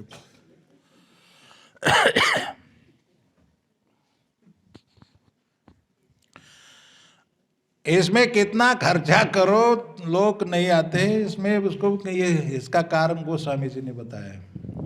तुलसी पूर्व पापते हरि चर्चा न सोए, कि उगे के उठी चले के दे बात चलाई। पूर्व पाप शब्द है, पूर्व जन्म का हमारा पाप है ना, ये यहाँ आने नहीं देता। और आप यहाँ ये सब आपको मतलब भगवान के धाम में ले जाने तक का सब हम लोग फ्री कर रहे, लेकिन कोई नहीं आता। लेकिन पाप आपको एक चीज भी पाप की आप फ्री नहीं खरीद सकते, फ्री नहीं मिलेगा। पाप आपको कुछ भी फ्री नहीं मिलेगा। अगर एक बीड़ी पीना है तो भी आपको पैसा देना पड़ेगा, तंबाकू खाना है, खाई नहीं खाना है तो भी पैसा देना, कोंबड़ी काटना है, मैं क्या बोलते, मुर्गी काटना है उसको भी पैसा, बकरी काटना है उसको भी पैसा देने पड़ेगा, और किसी का मर्डर करना है उसको भी। पाप कभी फ्री नहीं मिलेगा आपको। और भजन पूजन ये सब फ्री है, इधर आने किसको मना है क्या? उल्टा लास्ट में भोजन है ना, अभी डेली भी प्रसाद देंगे ना थोड़ा थोड़ा, और लास्ट में पूरा प्रीति भोज होगा। और जो बहुत ही तीव्र सुन रहे उनका सगा स्वागत सत्कार भी होगा। हाँ, लेकिन तमाशा में किसके सत्कार नहीं होता, नौटंकी में किसी का स्वागत सत्कार नहीं होता, उल्टा डांटते हैं, पीछे हट जाओ। लेकिन वो आगे बैठना चाहते, पाप में हम आगे बढ़ना चाहते हैं। तुलसी पूर्व पापते हरि चर्चा न सुहाय। और ये अनुमान प्रमाण है, अनुमान प्रमाण 3 प्रमाण फेमस है, शब्द प्रमाण, अनुमान प्रमाण, प्रत्यक्ष। अनुमान प्रमाण आज जो हम कर रहे हैं इसका मतलब हमने पहले जन्म में भी वही किया है। आज हम कथा सुन रहे इसका मतलब पहले जन्म में भी हमने वही काम किया है। और आज चोरी डकैती कर रहे मतलब हम पूर्व जन्म में भी वही किया और आगे भी वही करेंगे। उसको अनुमान बोलते। अनुमान, अनुमान का मतलब ये है, इमली का बी बोने से क्या होगा, उसमें क्या आएगा, इमली का ही पेड़ हो गया और इमली आएंगे, और उसका भी बोने से भी और भी इमली आएंगी, दूसरा कुछ नहीं। और उसका मतलब है वो पहले भी जन्म में इमली थी, उसको अनुमान कहते हैं। आम का भी लगाने से भी वही होने वाला है, दूसरा आ ही नहीं सकता। आज हम भजन कर रहे, कथा में बैठ रहे, मतलब इसका मतलब हमने पहले कुछ ना कुछ पुण्य किया है। बहुता सुकृताची जोडी, बहुता सुकृताची जोडी, म्हणून विठ्ठली आवडी, म्हणून विठ्ठली आवडी, तो हा विठ्ठल बरवा। ज्ञानेश्वर जी कहते बहुता सुकृताची जोड़ी। सुकृत का मतलब है पुण्य, बहुत सुकृत, बहुत ज्यादा सुकृत हमने पहले किया, इसीलिए हम हमारी भगवान विठ्ठल के चरणों में आवड़ी मतलब रुचि हो गई है। रुची हो गई। बहुता सुकृताची जोडी म्हणून विठ्ठली आवडी। तो तुलसी पूरब पापते हरिचर्चा न सुहाय। तुलसीदास जी, गोस्वामी तुलसीदास जी कहते कि पूर्व के पाप, पहले के पाप के कारण, पूर्व जन्म के पाप के कारण भगवान की कथा हमको अच्छी नहीं लगती। हाँ, अब बोले फिर को कुछ लोग तो आते लेकिन आएंगे तो वो सुनते नहीं। बोले क्या बोले? के उगे। के उगे का मतलब सो जाते हैं। मराठी में भी कहा है, तुकाराम महाराज ने कहा है मराठी में, बलात्कारे जरी आणीला कथेसी निद्रा घे लोडेसी टेकुनिया। बलात्कारी शब्द का अर्थ है जबरदस्ती से लाया, आना ही नहीं चाहता था। आना नहीं चाहता था मतलब कोई मित्र बोला कि चलो कथा सुनेंगे, बोलेंगे, वो बोला नहीं यार 9 दिन है कल जाएंगे, 9-10 दिन है, आज नहीं जाएंगे, आज थक गए कल जाएंगे। ऐसा करते करते 9 दिन निकल जाते लेकिन वो कभी नहीं जाता। लेकिन 1-2 ने पकड़ लिया उसको, जबरदस्ती से लाया और बैठा दिया कथा में। बैठा दिया तो चेयर पर बैठ के सो गए, आते ही सो गए।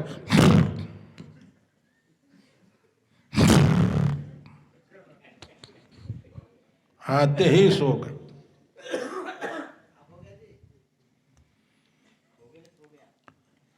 के उगे के उठी चले। के उठी चले मतलब कुछ लोग कथा चालू होने के समय उठ के चले जाते। और कथा आश्रम में अगर 2-4 लोग आते हैं और कथा का अगर वो महाराज कथा चालू कर देते हैं तो दूसरी बात निकालते हैं। के दे बात चलाई का मतलब दूसरी बात निकालते। महाराज तुर्की में बहुत बड़ा भूकंप हो गया है और राहुल गांधी ने अभी पदयात्रा खत्म कर दी। दूसरी ही बात बोलेंगे, उसको कथा बोलने ही नहीं देंगे, दूसरी बात निकालेंगे। क्यों? पूर्व पाप, पहले का पाप, तुलसी पूर्व पाप। हाँ, तो तुलसी पूर्व पापते हरिचर्चा न सुहात, जैसे जोर के जोर से भोजन की रुचि जात। भोजन की रुचि जात, जिसको जोर आ जाता है ना, जिसको बुखार आता है ना, उसको बोलेंगे ना, हाँ खाओ ना, थोड़ा कुछ खाओ। नहीं मेरे को कड़वा लगता है, मेरा मुंह कड़वा पड़वा कड़ू लग रहा है, पूरा नीम के पत्ते जैसे लग रहा है, मैं कुछ नहीं खाना चाहता हूँ। वैसे ही भजन में किसी की रुचि नहीं होती। क्यों? जैसे जोर आने वाले को वो कोई अन्न अच्छा नहीं लगता, वैसे परमार्थ भजन कथा, जिसका बहुत ज्यादा पाप है पहले का, उसको अच्छा नहीं लगता। पूर्व पाप ते हरिचर्चा न सुहात। लेकिन आप लोग बैठ गए मतलब आपका बहुत पुण्य है।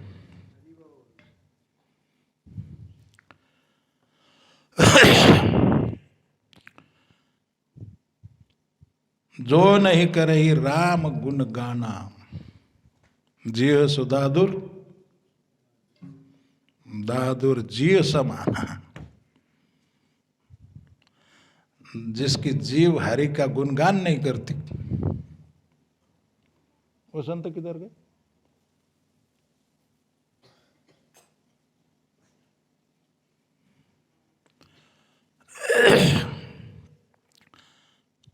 जो नहीं करे राम गुण जियो से दादुर। दादुर मतलब मेंढक की जीव की तरह, बेकार जीव है। सर्प को निमंत्रण देने के लिए टट। जो नहीं करे राम गुण गान जियो सो दादुर है। जय हरि कथा हृदय न हानि, जीवत सेव समान ते प्राणी। वो जीवित ही मुर्दे के समान है, जिसके हृदय में हरि कथा कोई रुचि नहीं। गोस्वामी तुलसीदास जी ने कहा है रामायण में। तो मेरे कहने का मतलब, मैं क्या बता रहा था राम? मेरे को याद नहीं रहता। तो भगवान कथा सुनने के लिए बड़े आतुर रहते, और यह सब फ्री है। पाप तो पूरा खरीद लेना पड़ता है। कुछ भी कोई भी पाप आप करो, आपको फ्री में नहीं मिलेगा कुछ भी। वो जो भी करना है पाप आपको फ्री में कर ही नहीं सकते, लेकिन भजन पूजन फ्री आप है, और उसमें खाना पीना कपड़ा। देखिए भारत में लगभग 20-25 लाख साधु है, लेकिन हम ज़्यादा काम नहीं करते। मैं तो कुछ काम नहीं करता, लेकिन मेरे जितना अच्छा आप लोग नहीं खाते होंगे। हम क्या करते, 2 घंटा भजन करते बस, हरे कृष्ण कृष्ण कृष्ण हरे हरे, हरे राम राम राम। 2 घंटा भजन करते हैं बस, बाकी कुछ नहीं। फिर भी साधु लोग मजे में गुलाब जामुन, रसगुल्ला, रसमलाई खाते। और ये किसान लोग रात दिन काम करते, लेकिन खाने के लिए उनको ठेसा भाकरी, ठेसा भाकरी समझ गए लगता है, वो मिर्ची का कुटा हुआ, मिर्ची का चटनी और रोटी खाओ, मरो, रात दिन काम करो, इतना कष्ट। इसीलिए भर्तृहरि महाराज ने कहा है कि जो किसान लोग है ना, किसान लोग और ये जो संसारी लोग है, उनकी तपस्या ऋषि मुनि से ज्यादा है। देखिए आप इतना कष्ट करते हैं, गेहूँ लगाएंगे, गेहूँ खेत में लगाए बोया है और गेहूँ आया, तो क्या गेहूँ आपके घर में सीधा आराम से मिल जाता है आपको? नहीं, सूअर आपको मिलने ही नहीं देंगे। हाँ, रात भर उसकी राखन करते हो, रक्षा करते रहो सूअर की, है क्या नहीं? ये सभी जगह है, पूरा इंडिया में सूअर बहुत हो गए। कोई भी अनाज बो, लेकिन वो आपको आसानी से घर में मिलने वाला नहीं, और उसको पानी देना पड़ता है। रात में भी जाके ठंडी में हम लोग आराम से गादी रजाई ओढ़ के सोते हैं, आप लोग क्या करते? बैटरी टॉर्च लेके खेत में क्या करते? जागते हैं ना। पानी देना है, पानी नहीं देंगे तो सूख जाएगा, जल जाएगा। तो तपस्या आप लोगों की बहुत ज्यादा है, लेकिन उसके पीछे आपकी भावना नहीं है। याद रखना, आप ये नहीं सोचते हैं कि ये भगवान के लिए मैं कर रहा हूं। ये इतना ही गलती आप करते हैं कि ये तो मेरे बाल बच्चे के लिए, वो कल भूखे मर जाएंगे, मेरी पत्नी है, मेरा घर है, बच्चों की शादी होने वाली, उनकी पढ़ाई होने वाली, आप मेरे लिए करते हैं। इसीलिए आपको वो तपस्या करके भी उसका फल कुछ नहीं मिलता, पाप ही पड़ता है आपको। अगर इतना ही कहेंगे कि ये खेती है ना वो भगवान की है, केवल कहे ना भरे, देना कुछ नहीं। मानने में क्या हर्ज है? मानने से ही आपको, ना मानने से ही दुख मिला है, और मानने से ही आप सुखी हो जाएंगे। सब मन का खेल है, पूरा तमाशा मन का है। मनस्रजति वै देहान कर्मान गुणानि च कर्म।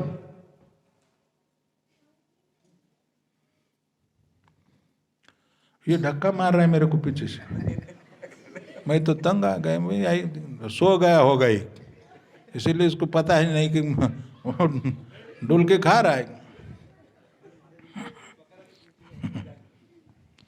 वो गिरा देंगे मेरे को।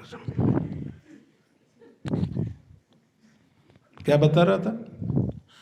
उसके पीछे भावना नहीं है, इतना ही बोलना है। मनस्रजति वैद्या, आपको देह आपका जो निर्माण करते, भागवत के 12वें स्कंद में कहा है, ब्रह्मा जी नहीं बनाते उस देह को, मन बनाता है आपका। आपके जितने विचार है ना, आपके उतने शरीर बन जाएंगे। इसीलिए मन को कंट्रोल करो बोल दिया। मन के विचारों को क्या करो? बंद कर दो। भक्ति में लगाओ, नाम में लगाओ, भगवान के धाम में, नाम में, गुणगान में, भगवान के लीला में लगा दो, ताकि ये सब स्टॉप हो जाएगा। लेकिन आप लगाते नहीं, क्यों ना? घर बस बैठे भी लगा सकते, हमारे साथ आने की भी जरूरत नहीं, आप अपने घर में बैठ के भी वो सब कर सकते हैं। हाँ, इतना बोल रहा है कि पत्नी भी मेरी नहीं, भगवान की, बच्चे हमारे नहीं, सब भगवान ने दिया, घर भी मेरा नहीं, भगवान का, खेती मेरी नहीं, बोल रहा है वो, बाकी कुछ करना थोड़ी है। वो भावना बनाने है कि ये सब भगवान का है, हमारा कुछ नहीं। इतना बोलने से भी वो तपस्या आपकी सेवा हो जाएगी, इतना कहने से ही सेवा हो जाएगी। अगर आपको एक उदाहरण देना है तो मैं देता हूँ। पहले पिछले साल भी दिया होगा, मुझे भी याद नहीं, और आपको तो याद रहता नहीं, उसका गलत फायदा मैं उठा सकता। मुझे मालूम नहीं कि यहाँ से जाते ही आप भूलने वाले कि आज का कल रिपीट करेंगे तो भी आपको पता नहीं लगेगा। नहीं, हमारे महाराष्ट्र की बात बता रहा हूँ। यहाँ के श्रोता तो बहुत बुद्धिमान है, वो समझ जाएंगे, लेकिन महाराष्ट्र में बहुत कमज़ोर होते, वहाँ उधर ही झटका देते, पूरा उधर ही छोड़ देते। एक कथा प्रवक्ता था,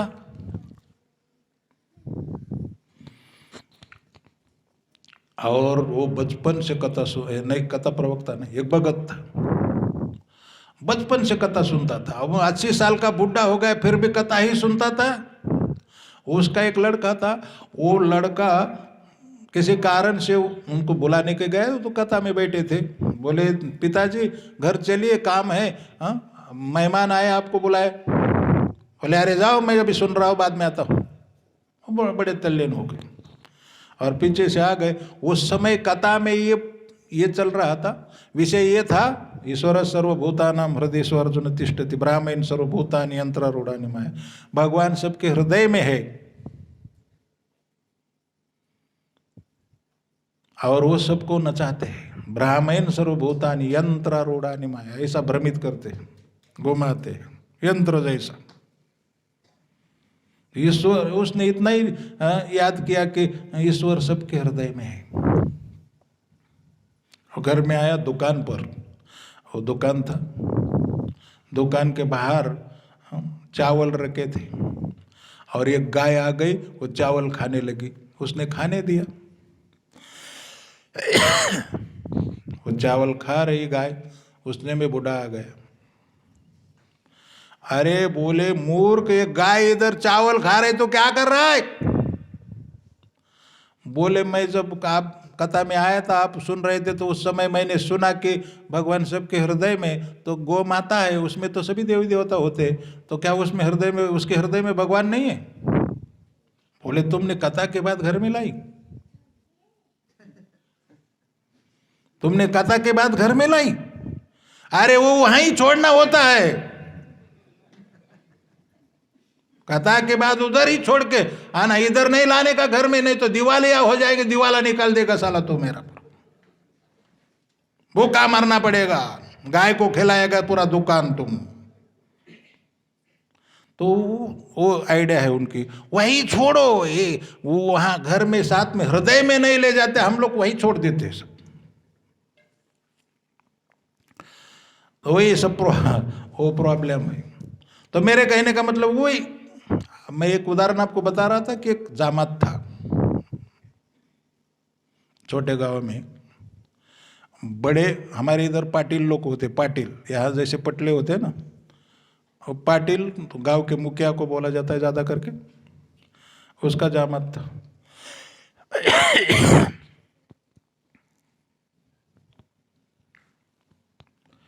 वो आया तो छोटा गांव होने के कारण वो लगभग गांव के नाते से सबका जामात ही लगता है, सब अपना ही गेस्ट मानते, सब लोग उसको बुलाते घर। दिवाली का समय था, दिवाली का समय। और हमारे यहाँ महाराष्ट्र में मेरे बचपन में वो करंजी लड्डू वो सब बना के 15-15 दिन पहले रखते थे, तो उसको हर घर में बुलाते, हमारे आइए, हमारे घर में आइए। वो सबके घर में जाता था, चाय भी देते थे, बाद में बोलते थे कि एक करंजी लड्डू खाओ, वो शंकर पाला, वो सब बहुत कड़ा होता है वो पुराना। और वो बोलता था, नहीं यार मैंने अभी खाया। बोलते थे, यार हमारे गरीब के घर में थोड़ी तुम खाओगे, तो वही डर के मारे खा लेता था। रात को पूरा पेट फूल गया, लोटपोट होने लगा, करवटें बदलते रहे, नींद नहीं। डॉक्टर को बुलाया, रोने लगा बेचारा। तो डॉक्टर आया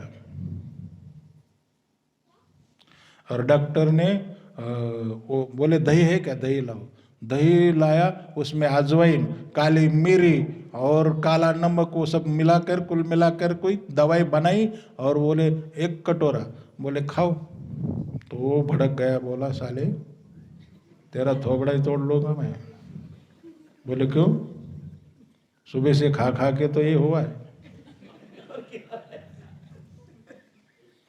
बोले वो खा के हुआ है, लेकिन आप ये खा के अगर ठीक होना है तो आप ये खाने से ठीक हो जाएंगे। समझ गए ना? वही पदार्थ, बोले पेड़ा बर्फी ये सब खा के मेरे को ऐसा हुआ है, लेकिन बोले वही दूध का पदार्थ चिकित्सा करके खाने से अब आप ठीक हो जाएंगे। वैसे वही चीज है, लेकिन यही चीज यदि भगवान की बोलेंगे तो आप मुक्त हो जाएंगे, और मेरी बोलेंगे तो फिर जन्म लेना पड़ेगा और फिर बंधन में आएंगे। इतना ही मानने का परिणाम है, केवल मानो। वही चीज आपको मुक्त करती है, वही संसार आपको बंधन में डालेगा और वही संसार आपको मुक्त करेगा।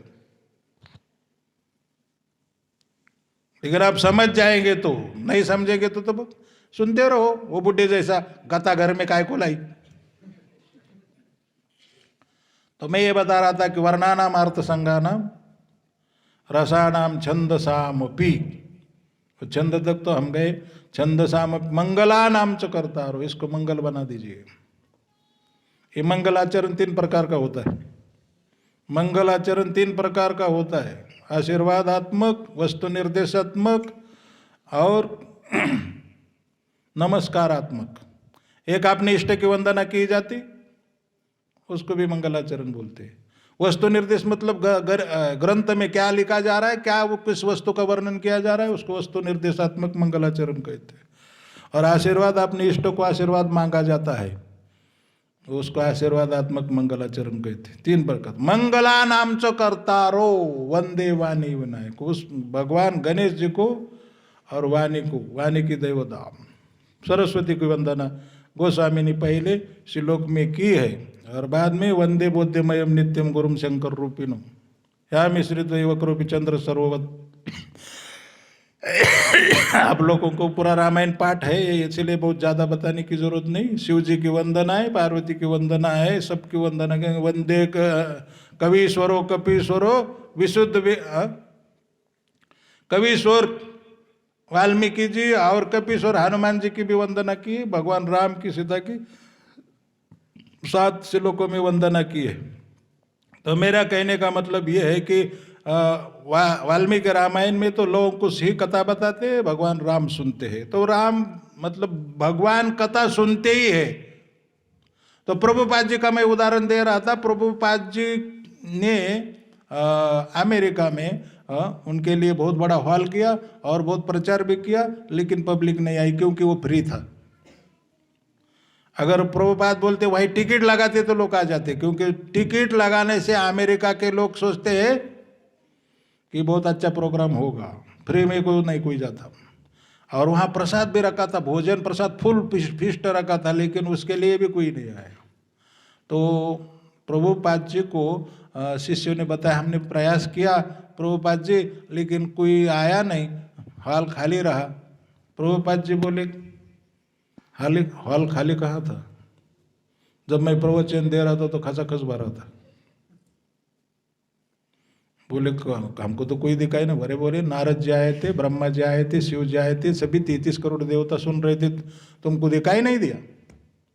प्रभुपाद जी भी, जिन्होंने 14 चक्कर विदेश में और पूरा इंग्लिश में प्रचार किया, इंटरनेशनल सोसाइटी संस्था की, इस्कॉन की स्थापना की प्रभुपाद ने, लाखों मंदिर, अभी 500 से ज़्यादा मंदिर है सभी देश विदेशों में, अमेरिका, रसिया, यूरोप में। तो इतने बड़े, बहुत बड़े सिद्ध पुरुष थे। तो प्रभुपाद ने कहा कि हाल तो खचा कर, तो वो उनकी दृष्टि थी, उनको दिव्य दृष्टि से वो देख, हम लोगों को भले ना दिखता हो, लेकिन यहाँ देवी देवता आते हैं। इसीलिए कथा हर घर में हो, घर में, हर घर में, अगर अपने घर में आप खुद ही कथा करेंगे, कीर्तन करेंगे, तो आपका घर भी मंदिर ही बन जाएगा। कहीं दूर जाने की जरूरत नहीं, घर में वातावरण इतना पवित्र हो जाएगा। आपको अगर उदाहरण सुनना है तो और एक उदाहरण देता हूं मैं। मध्य प्रदेश की घटना है, मैं गीता प्रेस के कल्याण अंक में पढ़ा, घटी हुई घटना। एक टीचर थे,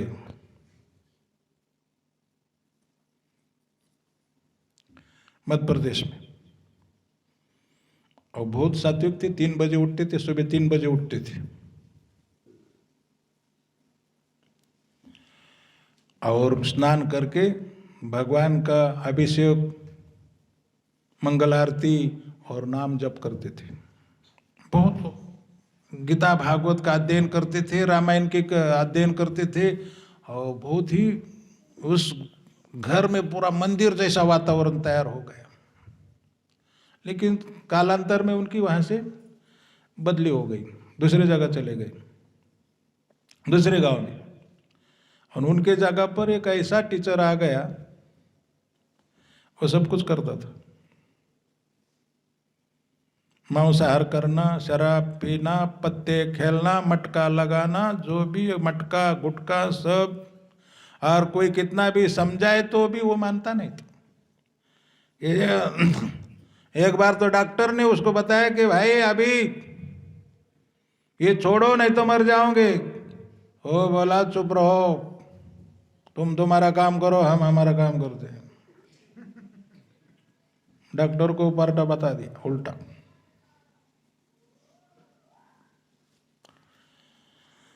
लेकिन जब कुछ दिन के बाद उसी रूम में, वो उस गांव में भी वही एक रूम था जो पहले के टीचर छोड़ के चले गए थे दूसरी जगह, तो उसी रूम में इसको भी वही रूम मिला।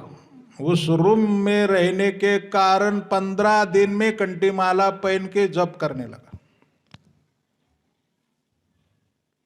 समझ रहे? किसी ने कुछ समझाया नहीं, बुझाया नहीं, कुछ भी नहीं किया, कोई उपदेश नहीं दिया, वो अपने से बदल गया। क्यों? कि उस रूम का वातावरण वैकुंठ जैसे हो गए। कोई समझाना नहीं पड़ा। आपने घर में कैसे वातावरण बनाना है आपके ऊपर है। अपने घर में नरक बनाना है या वैकुंठ बनाना अपने हाथ में है, दूसरे के हाथ में थोड़ी है। दूसरे क्या करेंगे? आप जो आप विचार करो। घर में कथा होगी, रामायण भागवत होगा, कथा कीर्तन होगा, हरिनाम होगा, तो वातावरण बदल जाएगा। और गाली गलौज होगा, उल्टा पुल्टा इसको बोलने का, बर्तन पटकने का। हाँ, लोग बर्तन पटकते रहते, क्रोध आएगा तो बर्तन पटकते रहते। वो दुखदायी वातावरण। रामायण में, रामचरितमानस में भगवान के अवतार के लगभग 5 कारण बताए। वो सब कथा मैं नहीं बताऊंगा, लेकिन उनको गिनाऊंगा आपको सामने। 5 आया 6 कारण है। बड़े बड़े महात्माओं ने 5 ही माने हैं। जय विजय का कारण भगवान ने अवतार लिया। द्वारपाल हरि के प्रिय 2, जय और विजय जान सबको। विप्र शाप थे दोनों भाई, तामस असुर देह 3 पाई। जय विजय ही उनको शाप मिला था, वही रावण कुंभकर्ण बने, इसके लिए भी अवतार हुआ। हिरण्याक्ष हिरण्यकशिपु बने तो नरसिंह भगवान वरा भगवान का अवतार हुआ, भागवत में कथा है। वही दंत वक्र शिशुपाल बने थे, 3 जन्म। एक कारण है। लेकिन रामचरितमानस की कथा यहां से शुरू होती है। भारद्वाज मुनि बसई प्रयाग, तिनहि राम पद अति अनुराग। मैं गाऊंगा नहीं, मैं ऐसा केवल एक्टिंग कर रहा हूं, क्योंकि उसको पूरा टीम लगती है। अकेले बजाने से कुछ नहीं होने वाला। तो भारद्वाज ऋषि प्रयाग में रहते हैं, उनका आश्रम ही प्रयाग में है। एक बार बरी मकर नहाय, माघ मास में एक मेला लगता है। 1 महीना का मेला लगता है प्रयाग में। अब प्रयागराज ही बोला गया है अभी, पहले तो इलाहाबाद था। इलाहाबाद का नाम चेंज कर दिया। त्रिवेणी संगम है वहाँ पर। और उस मेला में बहुत भीड़ होती थी। सब ऋषि मुनि साधु संत उस मेला में आते हैं, कल्पवास करते हैं वो सब। मैं कुंभ में रहा हूँ वहाँ 2 महीना इलाहाबाद में। तो एक बार ऐसी घटना घटी कि मकर संक्रांति का वो मेला होता है,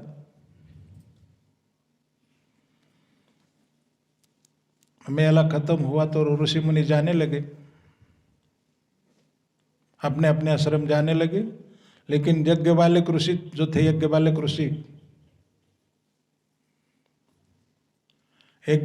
ऋषि परम विवेकी, भारद्वाज राके पद टिकी। ऋषि मुनि तो चले गए, लेकिन भारद्वाज ऋषि ने उनके चरणों में, यज्ञवालिक ऋषि के चरणों में मस्तक रखा, दंडवत किया, प्रणाम किया। महाराज बोले कुछ दिन रुकिए, कुछ दिन यहाँ पर रहिए और हमको कथा सुनाई, मेरे मन में बड़ा संदेह है। बहुत लोगों को संदेह हो जाते हैं भगवान के बारे में, तो बहुत लोगों को संदेह होता है।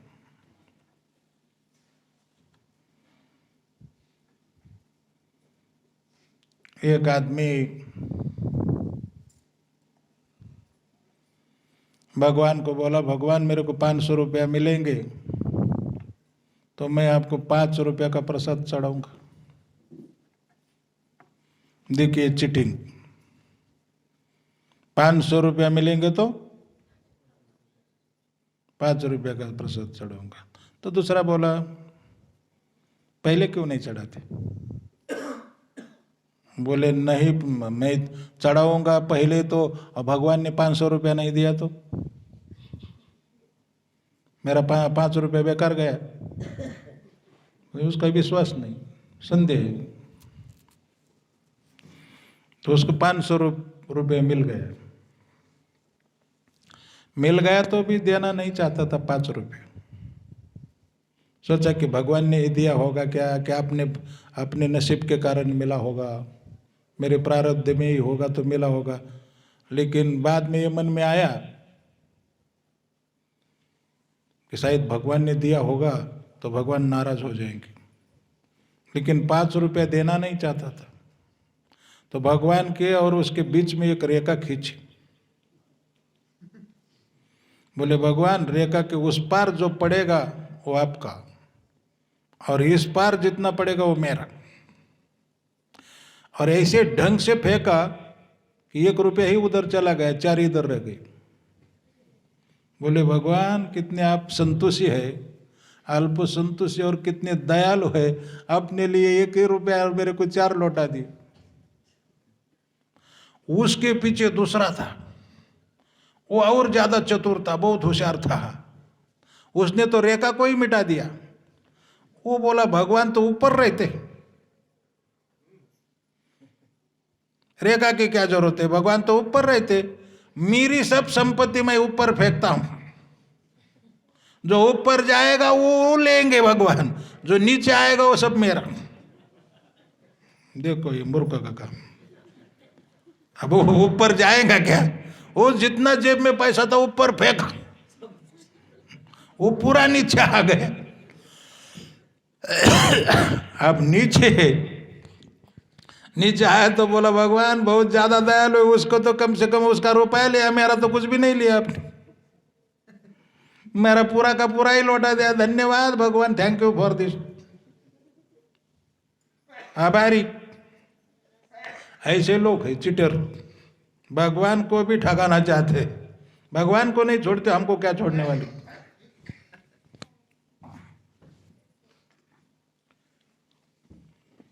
तो संदेह,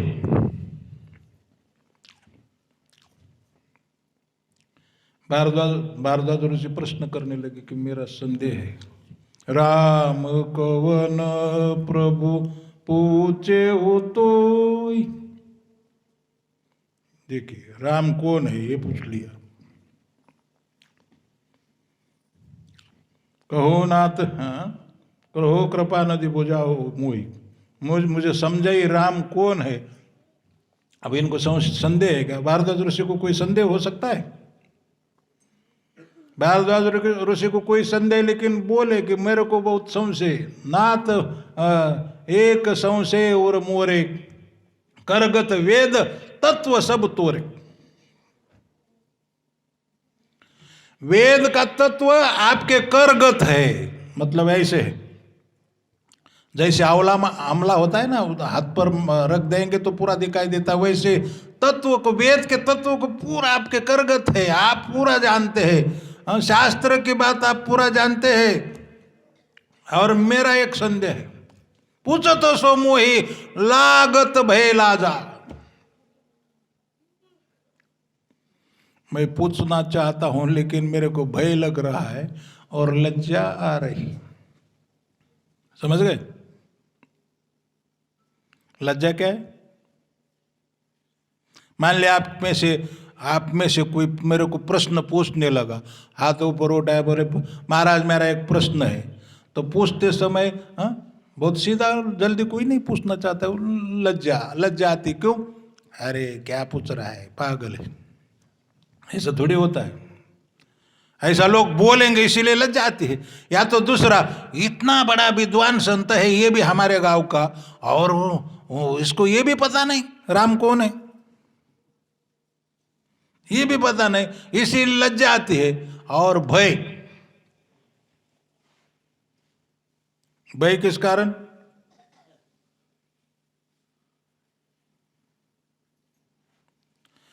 भय इसके कारण होता है कि हमने सुना यज्ञवाल्य के ऋषि को, जगवाल्य के ऋषि को ये वरदान था कि अगर प्रश्न बराबर होगा, योग्य होगा, तो उत्तर मिल जाएगा। गलत प्रश्न पूछेंगे कोई भी उनको तो उसका सिर फट जाता था।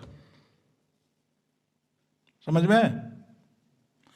अगर प्रश्न वो गलत है, शास्त्र के अनुसार है, भगवान के हिसाब से वो गलत प्रश्न है, तो पूछने वाले का सिर 100 टुकड़े हो जाते थे, फट जाते थे। इसीलिए बोले कि भाई मैं पूछना चाहता हूं कि पूछो तो सो मोही लागत भय लाजा, मेरे को डर भी लग रहा है और लज्जा आ रही, क्योंकि लोग बोलेंगे कि इतने बड़े ऋषि है, इतने बड़े संत है, और इतना दिन से रामायण पढ़े, सब कुछ पढ़े, वेद शास्त्र जानते हुए ऋषि है, और ये भी उनको पता नहीं कि राम कौन है। एक वाले ऋषि बोले कि चिंता मत करो, तुमने जो प्रश्न पूछे है ना, वही सेम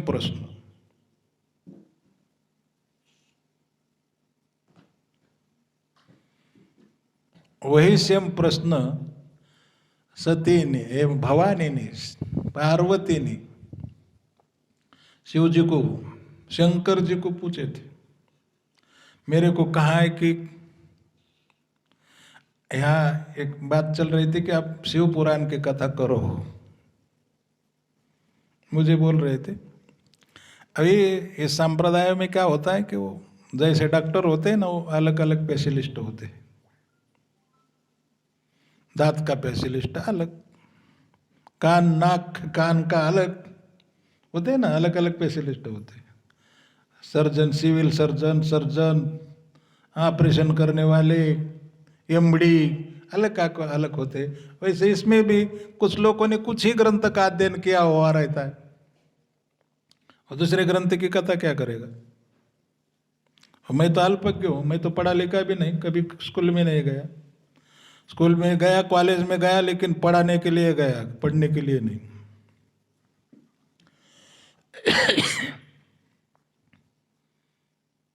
तो मुझे कहा गया था कि भगवान शिव जी की कथा करें, और ये पास इस अभी क्या शिवरात्रि भी पास में आ गई, बहुत नजदीक। कितना दिन की, कितने तारीख को?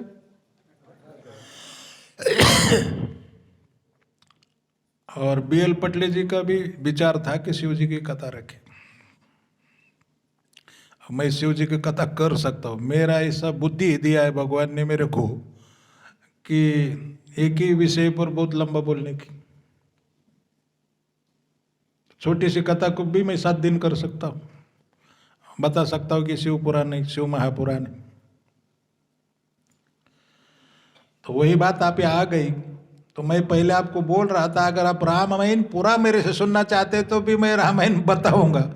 अगर शिव जी का केवल शादी करवाना है शिव जी का पार्वती के साथ, तो उतना ही पुराना वो दिन चलेगा। आप जैसा सुनना चाहे, क्योंकि यहाँ शिव जी की कथा करने वाले थे और हमारे इसमें मतलब अपने सनातन धर्म में कुछ लोगों का कुछ अध्ययन होता है। जैसे हमारे संप्रदाय में हम लोग कृष्ण भक्त है, तो हम क्या करते हैं, गीता भागवत का ही ज़्यादा विषय उसका उसी को ज़्यादा पकड़ते। जैसे वकील है ना, वो अपना वकीली का ही सब सीख लेता है और उसको इंजीनियरिंग का कुछ मालूम नहीं रहता। लेकिन कुछ लोगों को सभी मालूम होता है, सभी चीज जानते हैं। कुंभ राशि के लोग है ना, वो कुछ भी जानते हैं। अब मेरी भी कुंभ राशि है।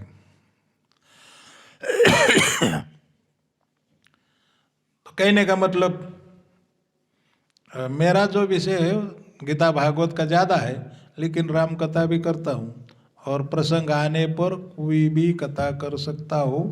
तो ये अभी विषय आ गया है।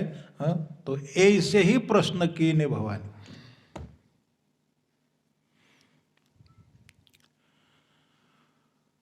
भारद्वाज ऋषि को बताया कि जो तुम्हारे जो प्रश्न है वही प्रश्न भवानी पार्वती ने शिव जी को पूछे थे, तो वही मैं कथा आपको सुनाऊंगा। एक बार बोलने का मतलब है प्रकरण पूरा बदल रहा है, मतलब चेंज हो रहा है, कथा को पूरा दूसरे मोड़ पर जा रहे, दूसरा विषय आ गया है। एक बार त्रेता युग माही शंभु गए कुंभज ऋषि पाई, संग सती जग जननी भवानी, पूजे मुनि अखिलेश्वर जानी।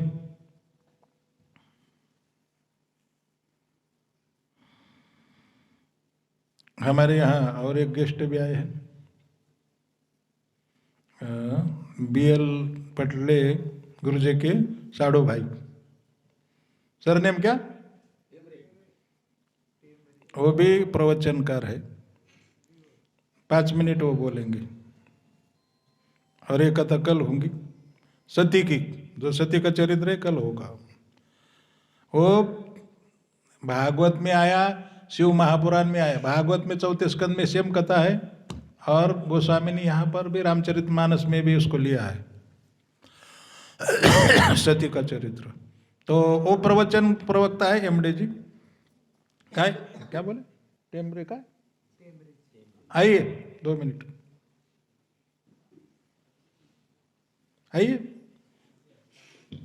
प्रवक्ता है, डरने की क्या जरूरत है।